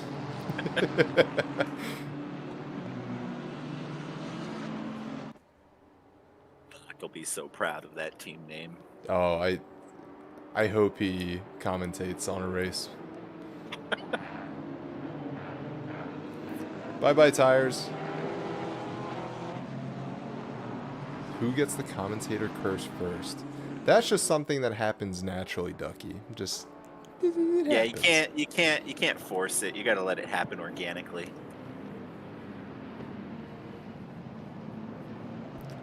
All right, Dave squared. One of you will call it. Fight. Mr. Hussar, you can take it. Okie dokie. Who do you want to follow, Hussar? Let's stick with. Yeah, DeBoer's a kind of a good one. We can see a decent chunk of the grid here, Sure. at least at the front end. And quick green on this straight. Maybe not. I was so far back, it felt quick. I was so far back, that's why it felt quick. And we are green. So we got the Merc taken to the inside.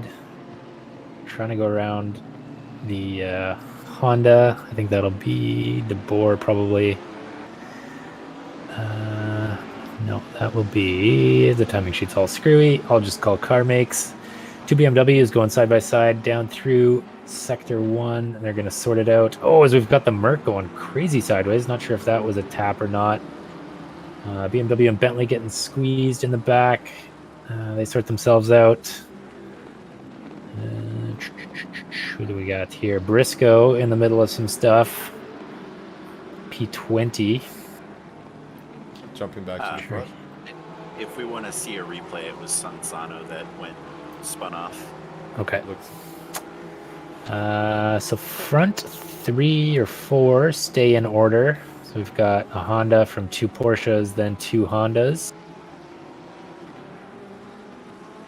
I'm gonna switch to the middle of the pack.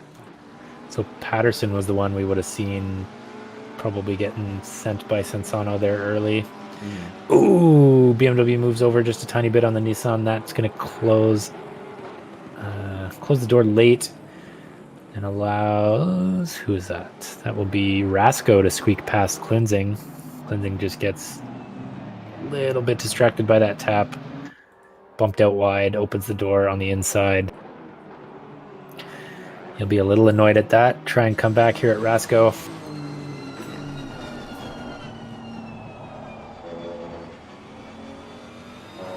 Dave, come back. Do we lose him? He disconnected. Ah, I'm sure he'll be back shortly. There he is. Sorry, clicked the wrong thing. Ooh, his Fat cleansing finger gets very wide, sends the bollard for a spin.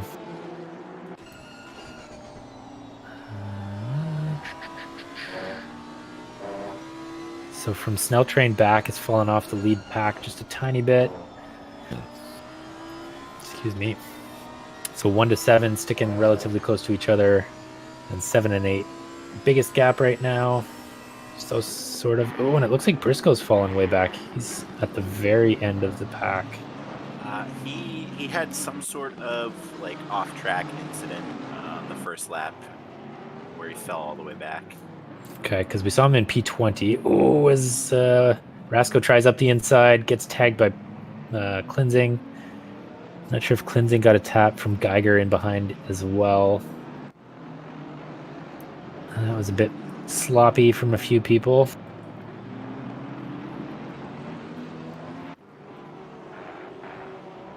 Are we going to jump to the front?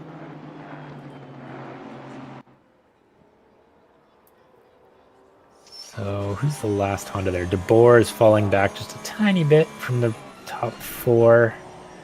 Rest of them are staying real close. We see Patterson just trying to find something on Meyer here.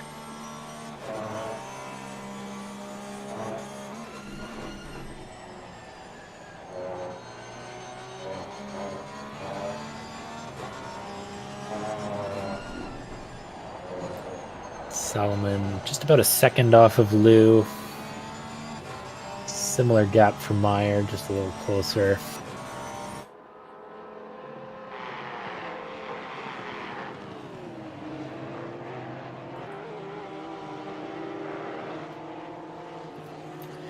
Track limit's somewhat of a concern here too. We saw a few people in the blue race get some DTs. I'm sure mostly at the chicane. Yeah. If you take too much on the inside at the exit there, or at least on the second part, you can pick up some penalties as well as that pressure loss that I mentioned. So few things to manage during this race. Oh, we just got a pile up at the hairpin right now. I didn't quite catch who started, but 3 cars off right now. Yes, let's see. I'm trying to... Alright, let's go on board with Nicolas Gomez. We're going to go back 30 seconds.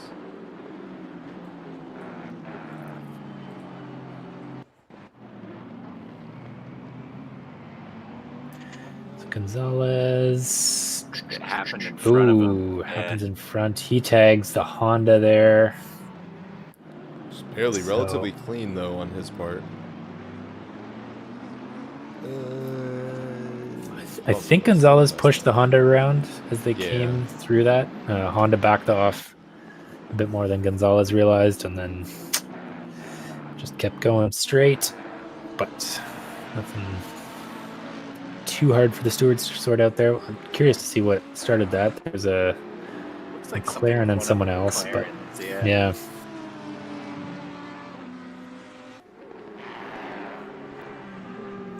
I want to watch this battle with Dyson, but let's see. I'm curious to see which of the McLarens, because they both look fairly... I don't see much damage. Whether it's my computer or what, but they look fine. Yeah, one thing to note, like, the hairpin's fairly slow. So if you do tap another car, it's probably not going to do too much visual damage.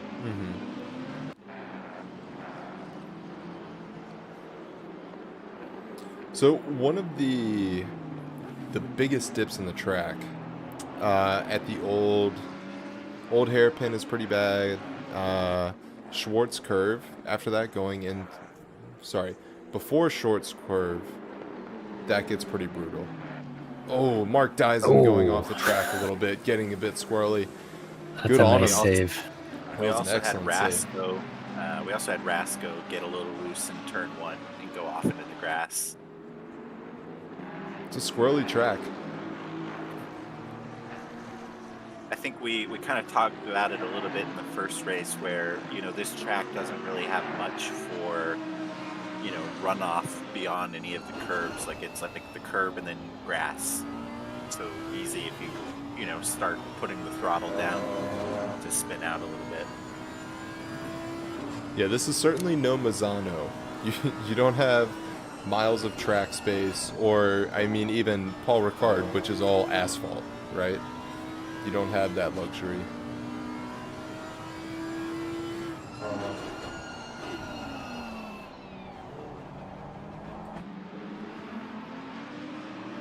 Apparently, English airfields hate asphalt.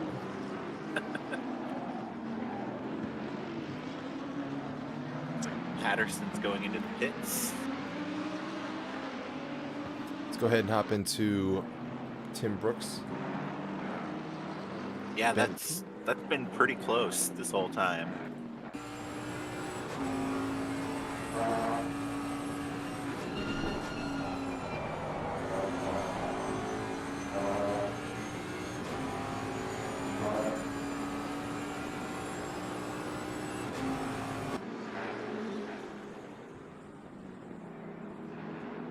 And Solomon is up into 5/10 behind Lou right now.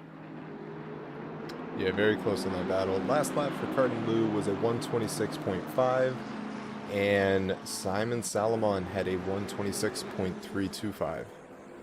Definitely getting spicy up top. We'll pop up there here shortly.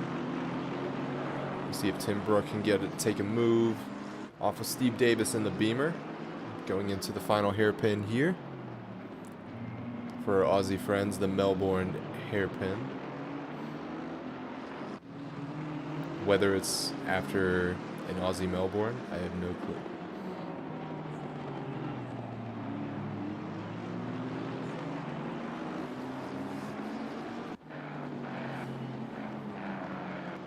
So it looks like Steve Davis is going to retain his position, and as we go through Sector 1, he will likely stick his elbows out, not allow him to pass. So let's go ahead and jump up to Simon Salomon, who is currently in P2 in the Porsche, trailing Cardin Lou. Andy Mayer was able to get around DeBoer.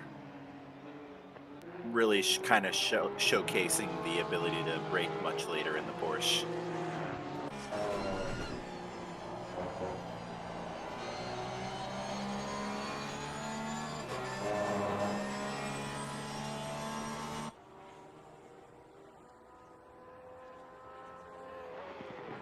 Jump back on board with Simon Salomon here.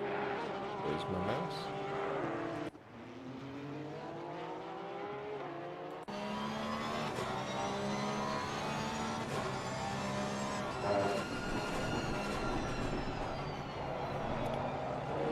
Like Snell Train's been able to get past Specht and Barnes.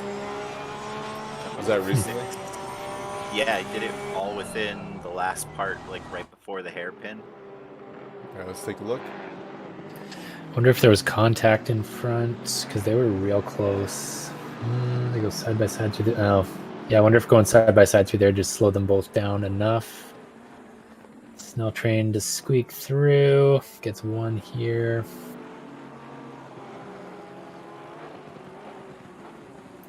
Or is that two? Was the BMW one of the other ones? I didn't think so. It looked like it was just the Aston there.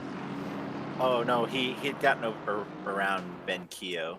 I had mixed up the two. I'm sorry. No, you're good.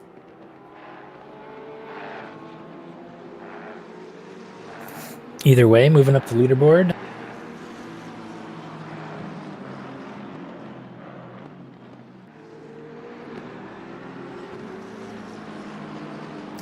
Alright, let's go. We'll go back to Tim Brook. Looks like he's getting a bit spicy here. Trailing Steve Davis in the Beamer.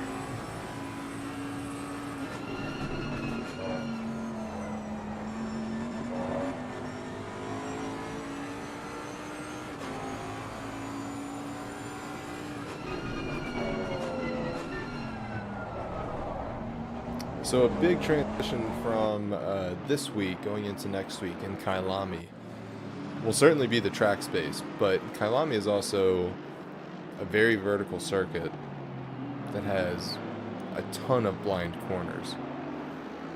So that will be really fun. It's a really fun track, though. Oh, it's an awesome track. Beautiful place. We'll have to take bets on who eats the sausage curb. Well, I think we should do an over-under on how wide the cars go into turn. What's technically 2, but I think over or under 6 wide. I think we have to start that in the chat room, right? Yeah, definitely.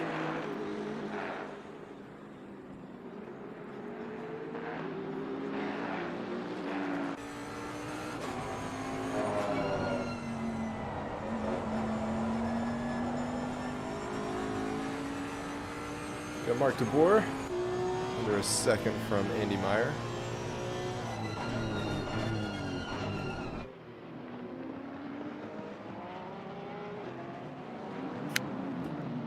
It is quite difficult at this track, though. You find your position, and unless anyone has a big mess up, you're kind of in single file line for the remainder of the track. Yeah, you really don't want to try and force a move. No. I think more often than not, it's going to cause a mistake, potentially cause some damage, or you go wide and spin off. Yeah. It is very. I'm just noticing Keith Briscoe recovering nicely up into P18. He was dead last into lap 2 or so. Put a nice little charge on here. I think he's got Gonzalez and Clark within reach as well. Gonzalez Dragging his teammate. Go ahead. He's dragging his teammate Brian Rasco along as well.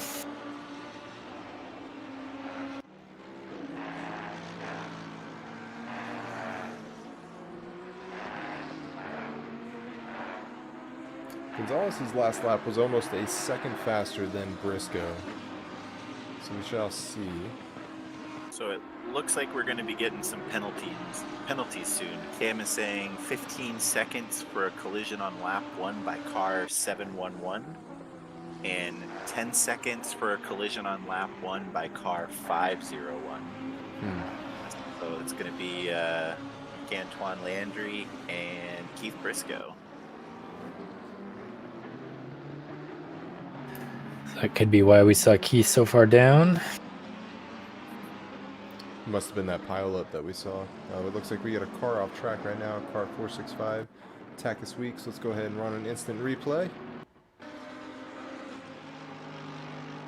Go with the cockpit. Maybe cut the... got a little bit of the dirt there. Yeah, too much inside on the second part of the chicane. Ooh, spooks the Merc coming through. Sensano, I think. That's tough. Good on Weeks, though. It looks like he held the brakes. Eventually? Stayed still. Yeah.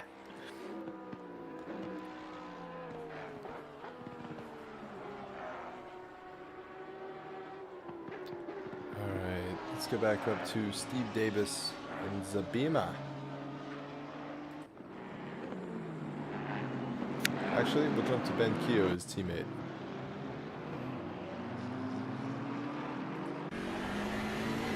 Penalty starting to roll in from what Dave had just said. Sorry, Hill. Dave Hill. Too many Daves. Dave squared. That's the story of my life. Daves everywhere. Insert the Buzz Lightyear meme. Dave's. Dave's everywhere.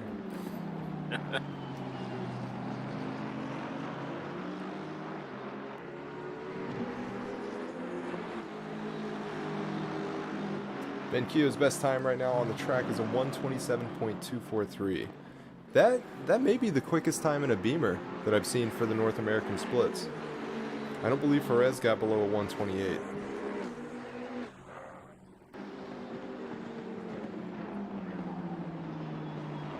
And I don't blame him. It's a very tough car.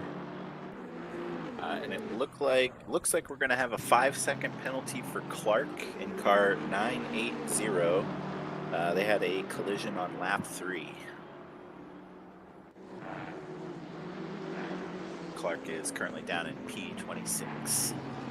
Start to see more of those little red flags next to names here shortly.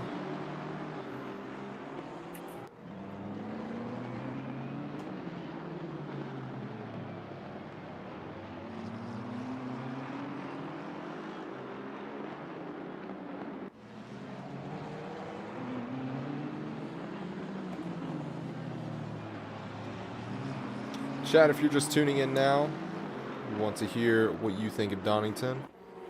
And do you prefer Donington or Kailami? Do you like the short, narrow tracks, or do you prefer something that is much larger? Yeah, I don't know what else to say about Kailami. It's much larger, and it has much more vertical incline and decline, for that matter. You are essentially going up a mountain.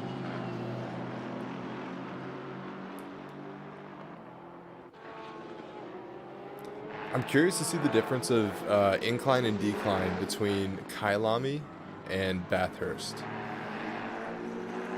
Sorry, do you know the difference between the two? I do not. Okay. Well, we'll leave that for next week, but I am curious. I'm sure it's quite substantial.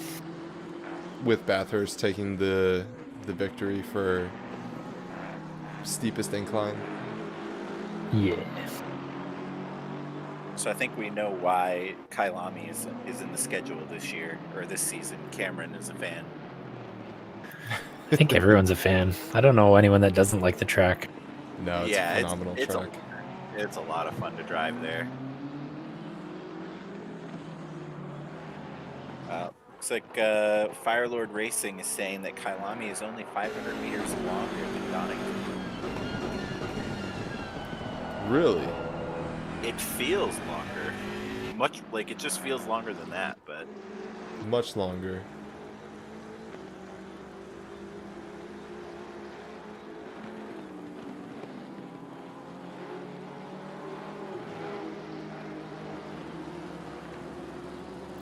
Joe, I agree with you. It is a very fun, flowy track here at Donington. Quite challenging, but very fun. Cam is saying if it was up to him, there'd be 10 rounds of Kailami and maybe 1 round of flooded brands. And here I thought Cam was a good guy. It turns out he is just a monster. A flooded Brands hatch would be an absolute nightmare. But I want in. If you ever do this, Cam, I want in. That'd be the race that there's like 5 drivers that show up.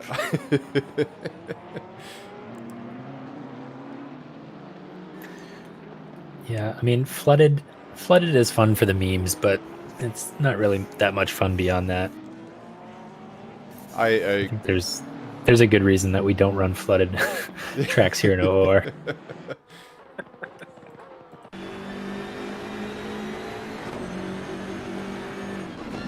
So I'm not sure what happened, but Lou has pulled away both Solomon and Mayer. Something must have happened with Solomon because he's down in P3 and he was hot on the tail of Lou. I'm going to go ahead and back it up about 15 seconds, see what happened to Clark here. Ah, yes. The infamous Schwartz curve. Oh, yeah, that was a big bump into the wall. Yep. Looked away just as you did the replay, so I missed it. Oh, no, you didn't miss it. See his hood. Oof, yeah. Esports line. Kogan took a much better esports line there. I had missed that one. Yeah, it was pretty good.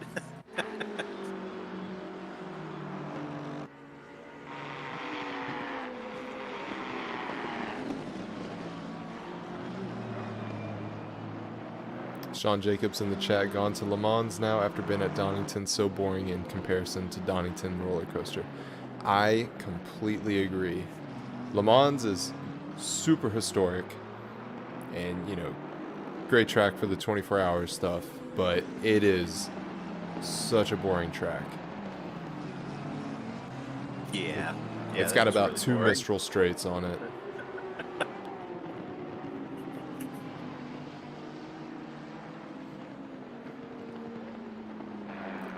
Hassar, what do you think of Le Mans? The track? Yeah, the race. I don't have a ton of track time there. I've done a bit of it in iRacing in the LMP2, mostly. Maybe some GTE. I can't remember. It's fun. It's long. Yeah.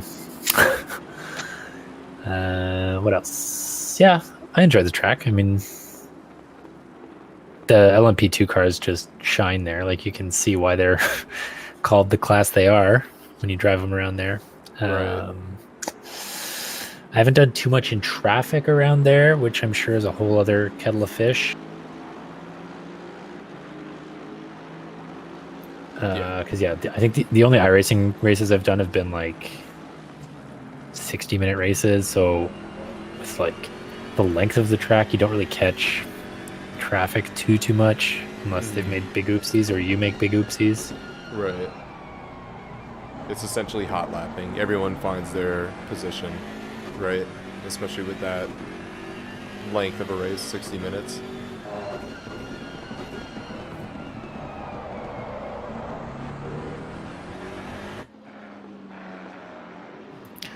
Yeah, I mean, there's definitely room to race there. I don't know it well enough to be pushing anyone up the road type of thing. But, Right.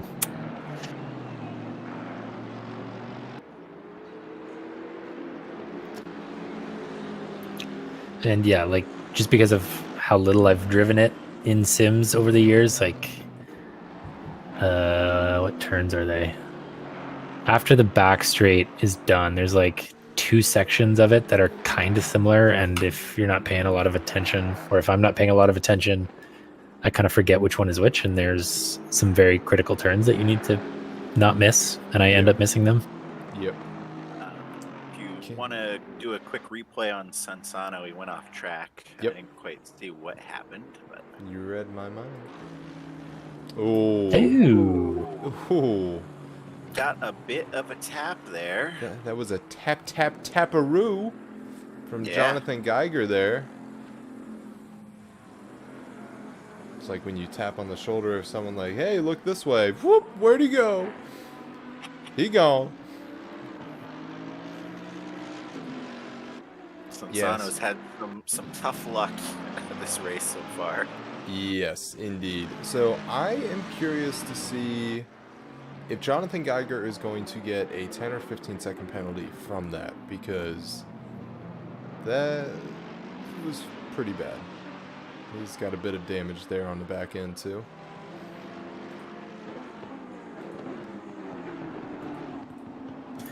Sansano looked like he might have almost tapped Gonzalez there. Ooh, Sansano's coming into pit. Fix that damage. Get some new tires as well. Did slide pretty far. I think some of it was off on the grass, so he wouldn't have scrubbed his tires too bad, but going sideways as long as he did probably didn't help. And we're about at halfway now, so it makes sense to just get rid of them, start fresh. Gonzalez picking up a DT. I'm not sure if that is steward issued or if it is track limits. Let's see. Car 113 is getting a 5-second penalty for a collision on lap 16. Interesting. So the drive-through must be from track limits.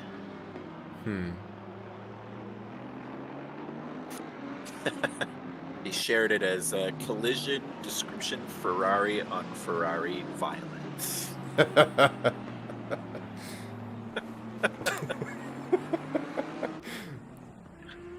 Only we could get that listed in race control once we get that up and running again. Let's go ahead and dip back into chat as we do see Cardenlu pulling away from Andy Meyer with a 12.2 second gap, and then quickly behind Andy Meyer, we have a McLaren lawnmower. Is that Snell Train? If I can get my cameras correct. Possibly. It looks like he's back on track. Regardless, let's dip back into chat. Looks like there is a 160-foot elevation change for Kailami and a 574-foot for Bathurst. All right, well, I got that very wrong. Thank you for looking that up there, Liam. Apparently, I don't race on Kailami enough. We brought that up in the first race. They were trying to turn Donington into a F1 track. I think the plan was to run it from like 2009 to 2020, but and they ran out of money.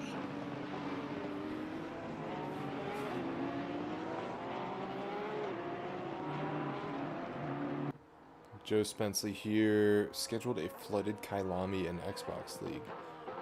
Fun fact, I think Kailami has one of the best drainage systems out of all the tracks. RS did a specific video showing the drainage system that it has off of the downhill in Sector 3, if I'm not mistaken. Showing how it collects all the water from the track. So kind of cool. If you look up his channel, you can see that video there. But little interesting feat that they put into ACC.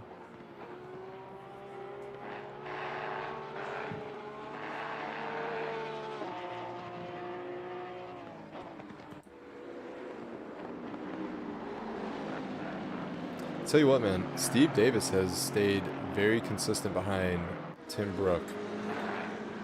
He's had a very, very close race throughout the past 28 minutes that we've been watching.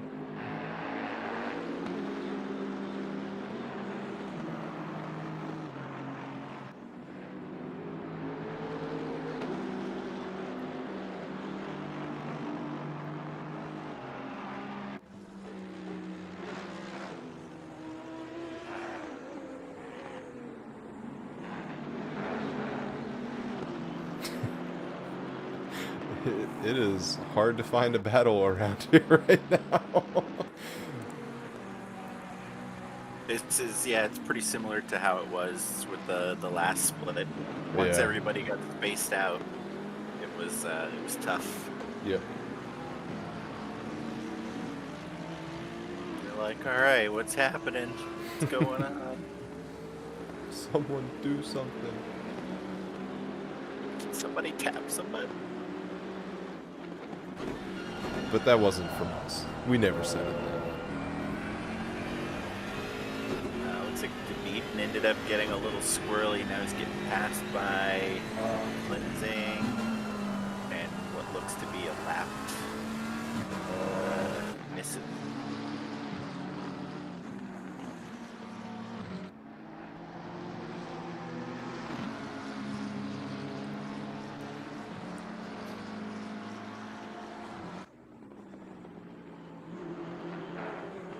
Hassar, if I remember Yes. correctly, you watch F1, right? You follow it? Yes. Okay. The new chassis that they're going to release for 2022, how do you feel about that? And then, Hill, I want to hear your perspective on it too afterwards. If it works as advertised, I think it's great. I don't know. Has anyone done any running of these cars, not just like simulated so far? I don't believe so. Not that I've seen. All I've seen were like videos of how it's supposed to work. I don't think I've seen anything about them actually testing it. Like, Yeah. Okay. But yeah, I feel like the theory behind it is sound enough at this point that they know what they're doing. And it's interesting too. I don't know if you guys saw the Peugeot. Was it Peugeot? The hypercar that they just teased yes. at. I think it's kind of using a similar idea. Like it doesn't even have a rear wing. Yep. It's basically just got in-body tunnels to channel the air to generate its downforce that way. So seems like that's the way more than a few people are going with aero designs in 2021 and forward. So hopefully it works like they hope it's going to, and we get some good side-by-side racing. Although it seems like drivers don't know how to race side-by-side. Uh-oh. Hot take. Hot take. oh, we went there. All right. So that that- leads us into an entirely different discussion, which we'll get to next. But Dave Hill, I what do was you gonna think say- of the new chassis? So, I mean, I think it looks pretty interesting when you put it like side by side to the current car design. Mhm. But the theories behind how it's going to work was pretty interesting. The Formula One YouTube channel did a video on basically the these items are the things that should make it so racing is closer. And I think one of the big things was how it distributes air through like the brakes to make it so that cars should be able to drive closer and potentially cause like just a much closer race for everybody. So hopefully in the long run, we won't see as many the similar teams on top, and maybe we'll get a little more action. Yeah, I mean, that's the goal, right? Try and get some other guys. With that said, small tangent. I think this season has been good in terms of shaking it up a tiny bit. We've seen Verstappen take pole majority of the time over Hamilton, which is a big change. And then, oh my goodness, Baku, the castle race. Oh, wait. When Hamilton's brakes were on fire? Was insane. The dude went straight forward on the race restart, and that race restart, if we could have that much action over the entire race, I would be beyond happy. So just a quick second here. Briscoe did get a penalty for speeding in the pits, so that's why he's got a 10-second penalty. Ew, that's not good. Keith, come on. He's looking so good there for a while. Well, good in terms of where he ended the second lap. Good-ish. What was I going to say? Yeah, I think the new car regulations is one thing. I think the cost cap might almost have more of an effect on competitiveness than aero regs and car regs. Yeah. I like that aspect of it to try and make it so you can't, have like that pay to win sort of mentality. Exactly. Like you look at other sports leagues that have salary caps for teams and players and whatever, and teams have to get creative with how they spend their money, and it's not just we can just spend more, buy more players and stuff. So in terms of F1, they can't just buy more R&D time or new parts development. So have to get creative with what they spend their money on. So I think that might kind of level the playing field a bit as well. But honestly, I'm just more excited for the LMDH, hypercar, that side of things, sports car side more than the F1 developments. It seems like sports car racing is going in an interesting direction. Big changes there as well. Yeah, that's the hypercar there looks phenomenal. The Peugeot. And I like that it looked modern. It had a completely different look to it. And it was different from what we see in the prototypes on the tracks today.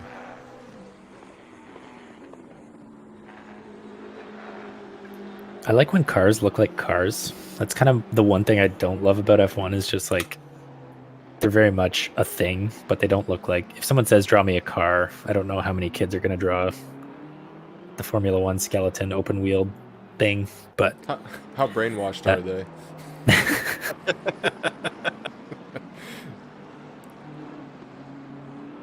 But I do agree. To what you said, yes. It is nice to see something that looks a little bit familiar, for lack of a better term, right? Cam checking down a commentator's curse, steward's curse in chat. Let's not do him dirty by reading it out. Go read it in chat if you want to figure out what's going on.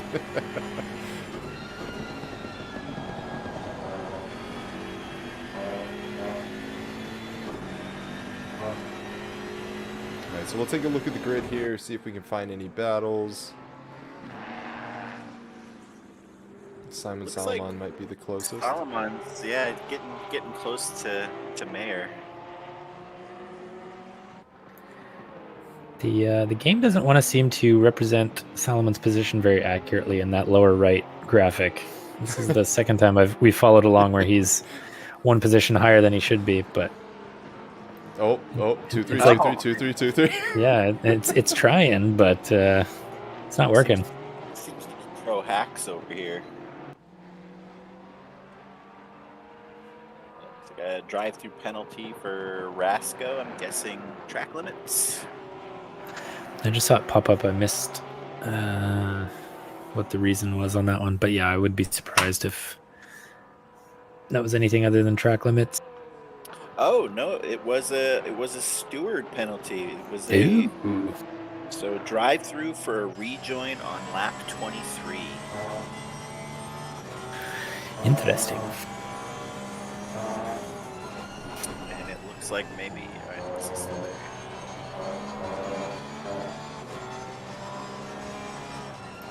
Looks like he's cleared it, so he's dropped down the order. Down to P24 at the moment.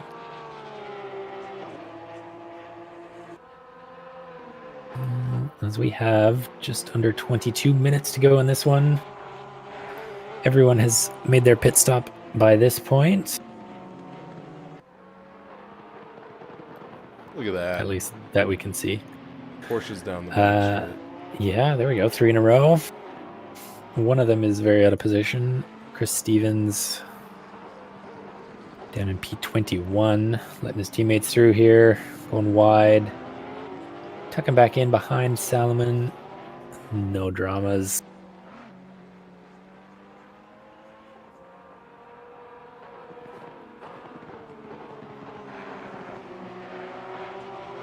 Don't see too many other fights going on right now. Cleansing, let's jump there. Got Dividend a little bit under a second behind him. And this, very briefly if we want to, bring us back into that F1 conversation and the driving side by side. I think I've reached my limit of hearing about it. I'm so sick of hearing whose fault it is between Max and Lewis. Who cares?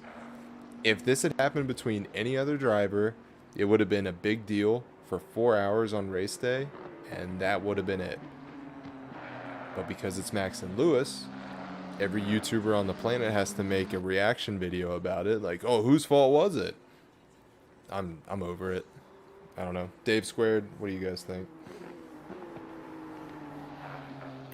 Yeah, I think obviously it's getting more attention just because it's, at this point, it's so critical in the championship fight. I think by the end of the season, it will be a little more than a footnote, or at least you hope it doesn't come down to that one race. But Yeah. That'd be pretty tough.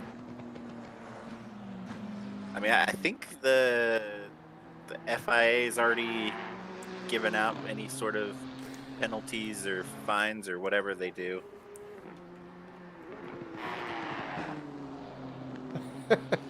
I'm with Cam on this. Pretty sure the fault is the friends we made along the way.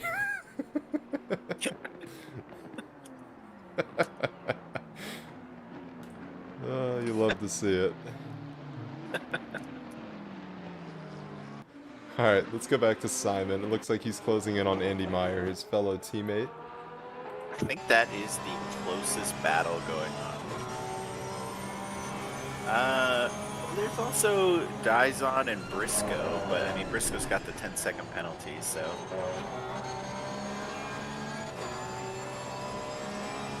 Gonna lose the spot anyway.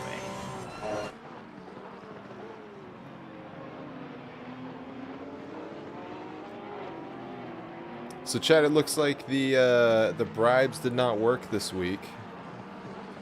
Puppies were not cute enough. Even though there were a gaggle of them, especially in the North America Red chat.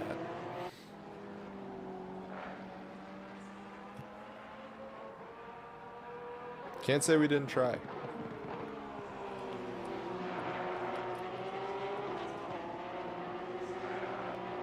But if we see Kailami for the next remainder of the season, for the next 4 races, we know who the culprit is.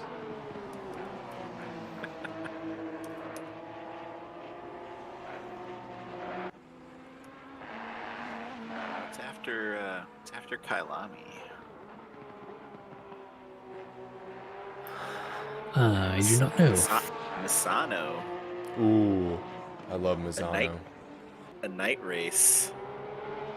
I think the rookies also are doing a night race there. Yeah, that's pretty as is tradition now. Yeah, we seem to do night races at Misano most seasons. It's one of the few best tracks that has. It's got some decent night lighting, so it looks good. Rob's not here to say it, but he likes to go Misano. Firelord, what do you feel about Mazzano? Are you a fan? Not a fan?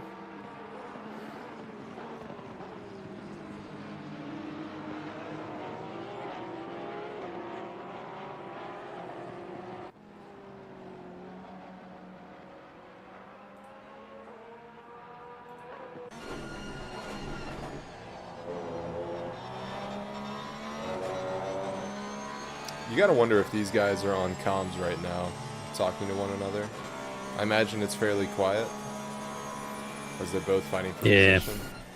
I would guess pretty quiet at this point.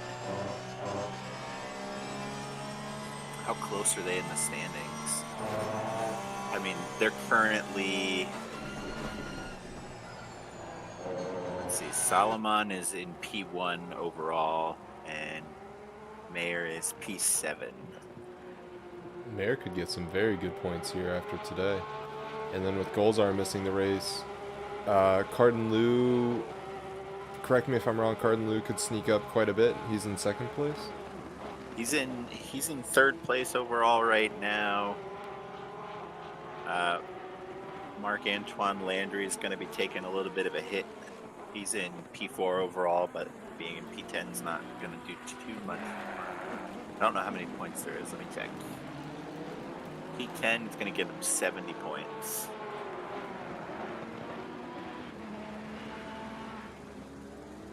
So we shall see.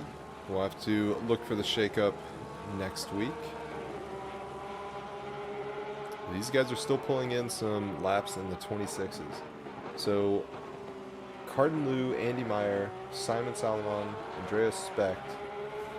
Sorry. The top three are still pulling laps in the 26s. Cardin Liu just pulled a 27.315. However, he was averaging 26s before that.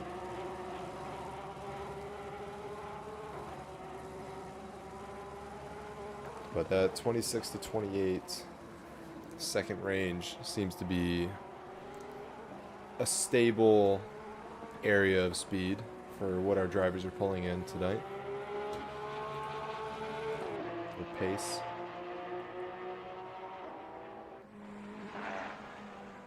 Let's jump to Marc-Antoine Landry in the GDI.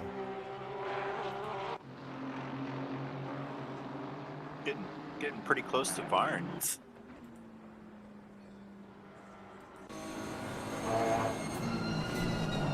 Getting into some possible passing positions here too. Going up through McLean's and then Coppice. Looks like he was a bit too squirrely there. He'll lose a few tenths.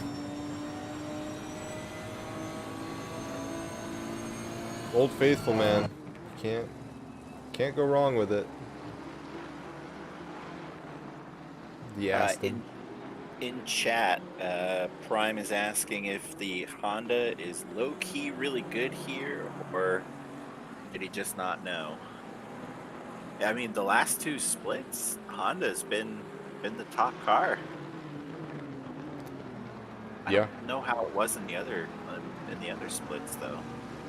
I don't either. I mean, yeah, Lou is going to be fast, whatever car he's driving. So that, don't base your entire thing on that. Patterson and DeBoer being up there, they're both pretty quick too. But yeah, I think the car's probably solid around here. Being mid-engine, it's got some decent straight line speed as well.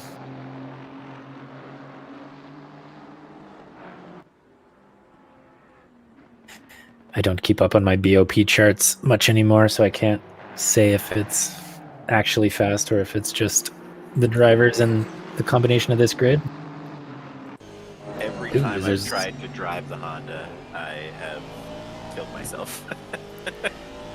There was a McLaren doing some lawn mowing back in the background there as we came through sector 1 and 2. Was it Naresh? Probably. Maybe? I would say yes. Alright. Well, let's just go back and check.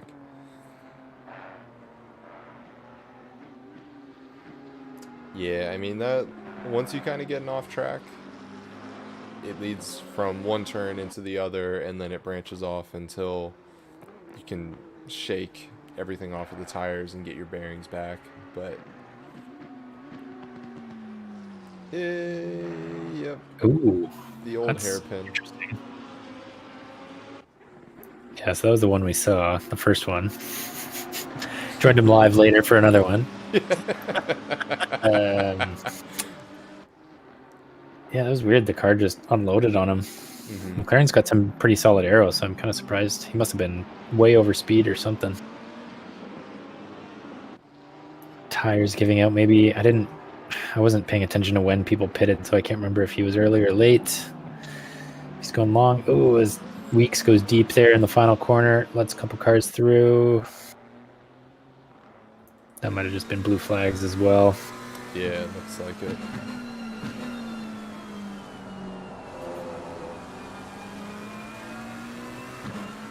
Likely Briscoe directly behind him.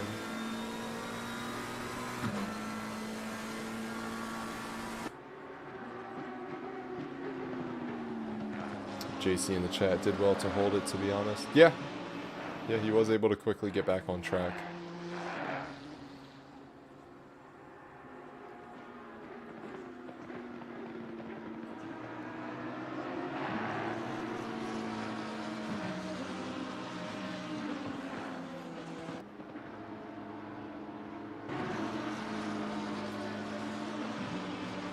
Double check the battles that we have going on. We'll check back in with Andy Meyer. Yeah, it looks like he's got about 9.5 seconds from him and Cardin Liu with the second behind to Simon Salomon. Ryan, is your computer crying? Oh, Chugging a little bit. Yeah, I think I see smoke. You have 10 minutes! You gotta get a little fan, put it next to it. We're good. I mean, I cleared all the zip ties out of the computer. Sorry, Pat. That's the second time we've said it. But, I definitely missed whatever happened there, but we don't have to go over it. yeah.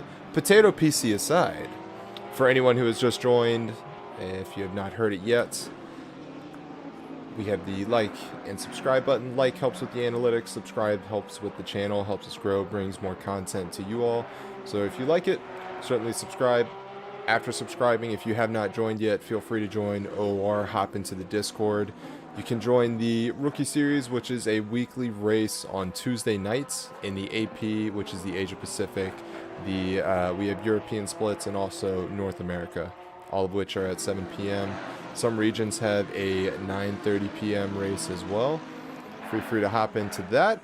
It's a good chance to get your bearings into OOR, learn the league rules, get comfortable with some cars, tracks, anything of that nature. On top of that, if you become a Patreon member with us, we also have Cam and Sean's walkthroughs on the weekends. Helps you learn each track. Aside from that, you learn the track, you get comfortable with that, but the learnings that you take from each walkthrough transition into your race experience overall. So, great assistance there from Cam and Sean, and it will certainly help out in the end. Valuable resource. Yep. Aside from that, other special events that we have coming up, there is an endurance series for North America, Europe, and Asia Pacific. It's a 4-month-long series with 1 3-hour-long race per month. So certainly check out the website. There's more information there to check out.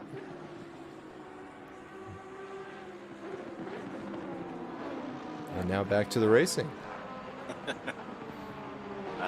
Patterson's in the pits. So what's going on there?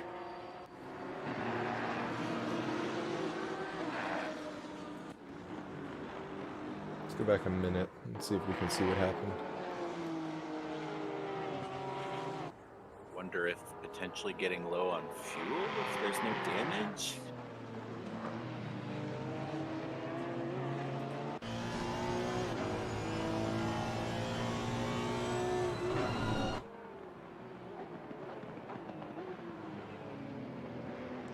Fuel is my guess.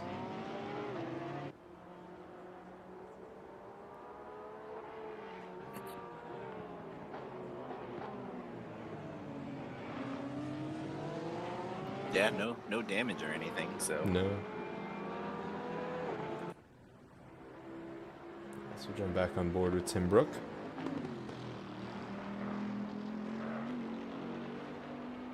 Yes, as Firelord Racing said in the chat, we do also have the Midnight at Mazzano 8-hour endurance race. But that is predominantly held in the Asia-Pacific region. If you are in North America, odds are you will be racing through the night, literally. So you could pull the 12 a.m. to 8 a.m. split as Ducky has. Yeah, you are able to join. You just have to have a ping under 300 for the server. Maximum immersion. Ultimate realism. Join the AP region endurance race in North America from midnight to 8 a.m.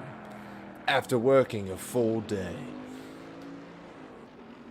You know, I think they're doing a 12-hour one at Silverstone in December, and I'm tempted by that one, but I don't want to be up all night. You would certainly need the team so you can hop in and be like, okay, I'm going to pull my splits here, here, and here. Go to bed, wake back up, hop back in, do your thing.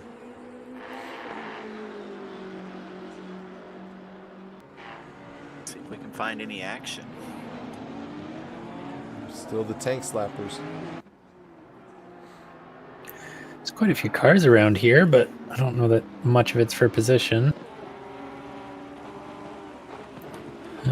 Two Ferrari teammates might actually be in behind these guys.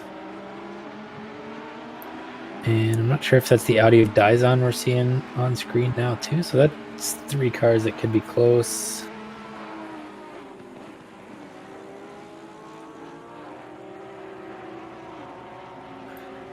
So Patterson shakes out in P12 after that late pit stop. Tim Brook had a drive-through. He served that. He's in P14 now. And so Briscoe, I think, is the only one still carrying some penalty time. Oh, as Gonzalez just picks up a DT. Not sure if that was track limits. It's a strange spot if it was.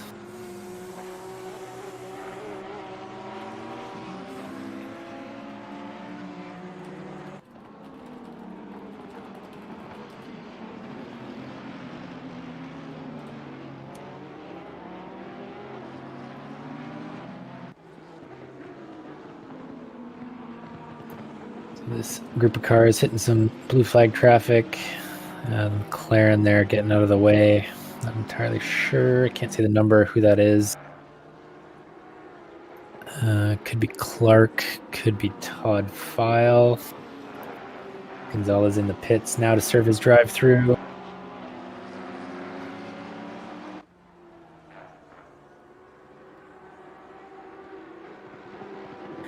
So 3.5 minutes to go here. Should be 2 laps to go for the leader, Cardin Liu. His gap's come down. It was up around 11 seconds, down to 8 now. Still don't think there's too much to worry about for him. Maybe just falling back a bit with going through some traffic before P2 and 3 do. Meyer and Salomon still duking it out. Haven't swapped positions in a while, but still close together. And there's quite a big gap down to Spect. 24 seconds off the lead. 3 off the podium. Man, if Keith were in Tim Brook's position, he might not have to worry about that penalty too much.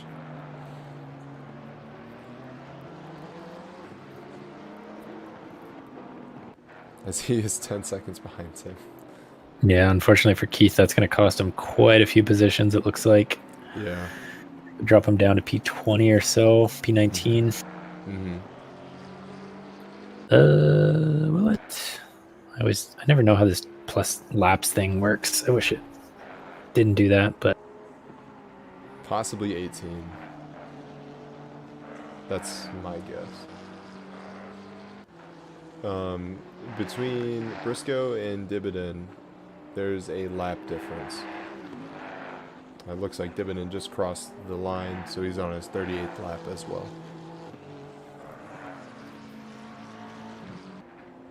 Snow train closing in. Yeah, he's in with 5/10. Yep. DeBoer. yeah, so Keith should only drop to 18 at this point.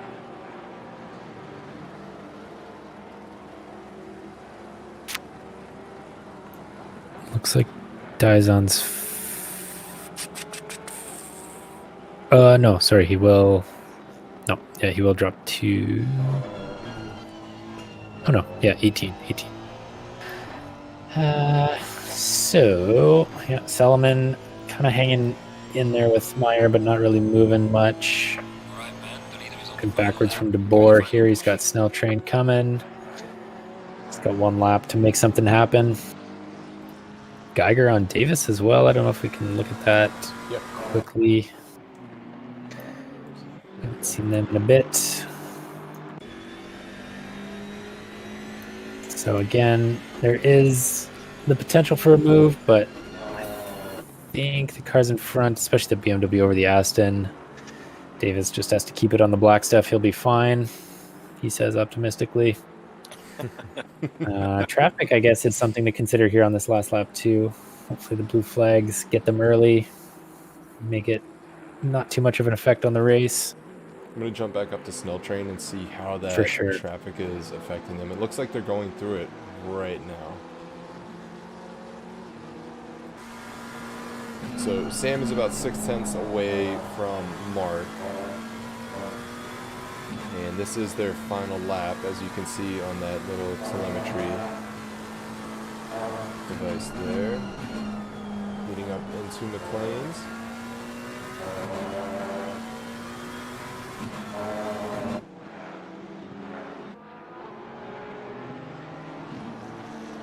Yeah, as long as Mark DeBoer can keep it, as you said, Dave, on the black stuff, The leader I has think he's finished the got race. this. He's got a few tricky turns coming up here. Through the Fogarty S's. Leading into the Melbourne hairpin. Let's see how this goes. We do have some people across the line right now, but I'm curious to see if Sam can pull this out.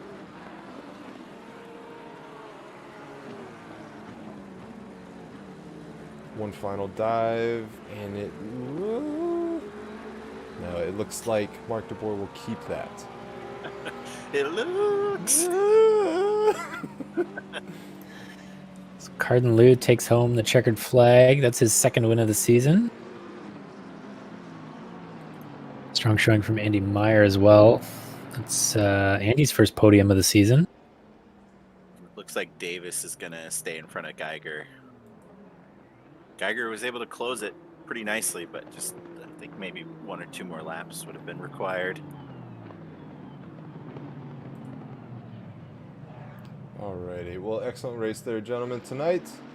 Looks like we have Carden Liu taking P1, as we said before, Andy Meyer P2, Simon Salomon P3, Andreas Specht P4 in the Beamer, Mark DeBoer P5 in the Honda, Sam Snelltrain, Ben Keogh, Marc-Antoine Landry P8, Thomas Varnes P9, and Steve Davis P10. That racks up the top 10. Take a look at our timetables. Sorry, you want to take it away? Sure. So AM, we got Dizon and Gonzalez, the only two there.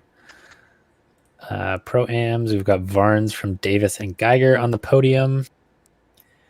And overall, as you just said, Cardin Liu takes the win. Andy Meyer, P2, first time on the podium this season. And Simon Salomon taking P3, the current championship leader. And that is all she wrote. Like we said, off to Kyalami next week. Second half of the season, chugging away here. It's gone by quick. We're already at race 6 right now. We have 4 more races. So by the beginning of September, roughly, we'll be into postseason. Yeah, it looks like four more races for the regular season. September sounds so far away. And it's going to be here just like that. That's the scary part. But all right, ladies and gents, thank you for joining us tonight. Always appreciate having you in the chat. This is Ryan Garrity signing off. We'll see you next week. Have a good night, everyone.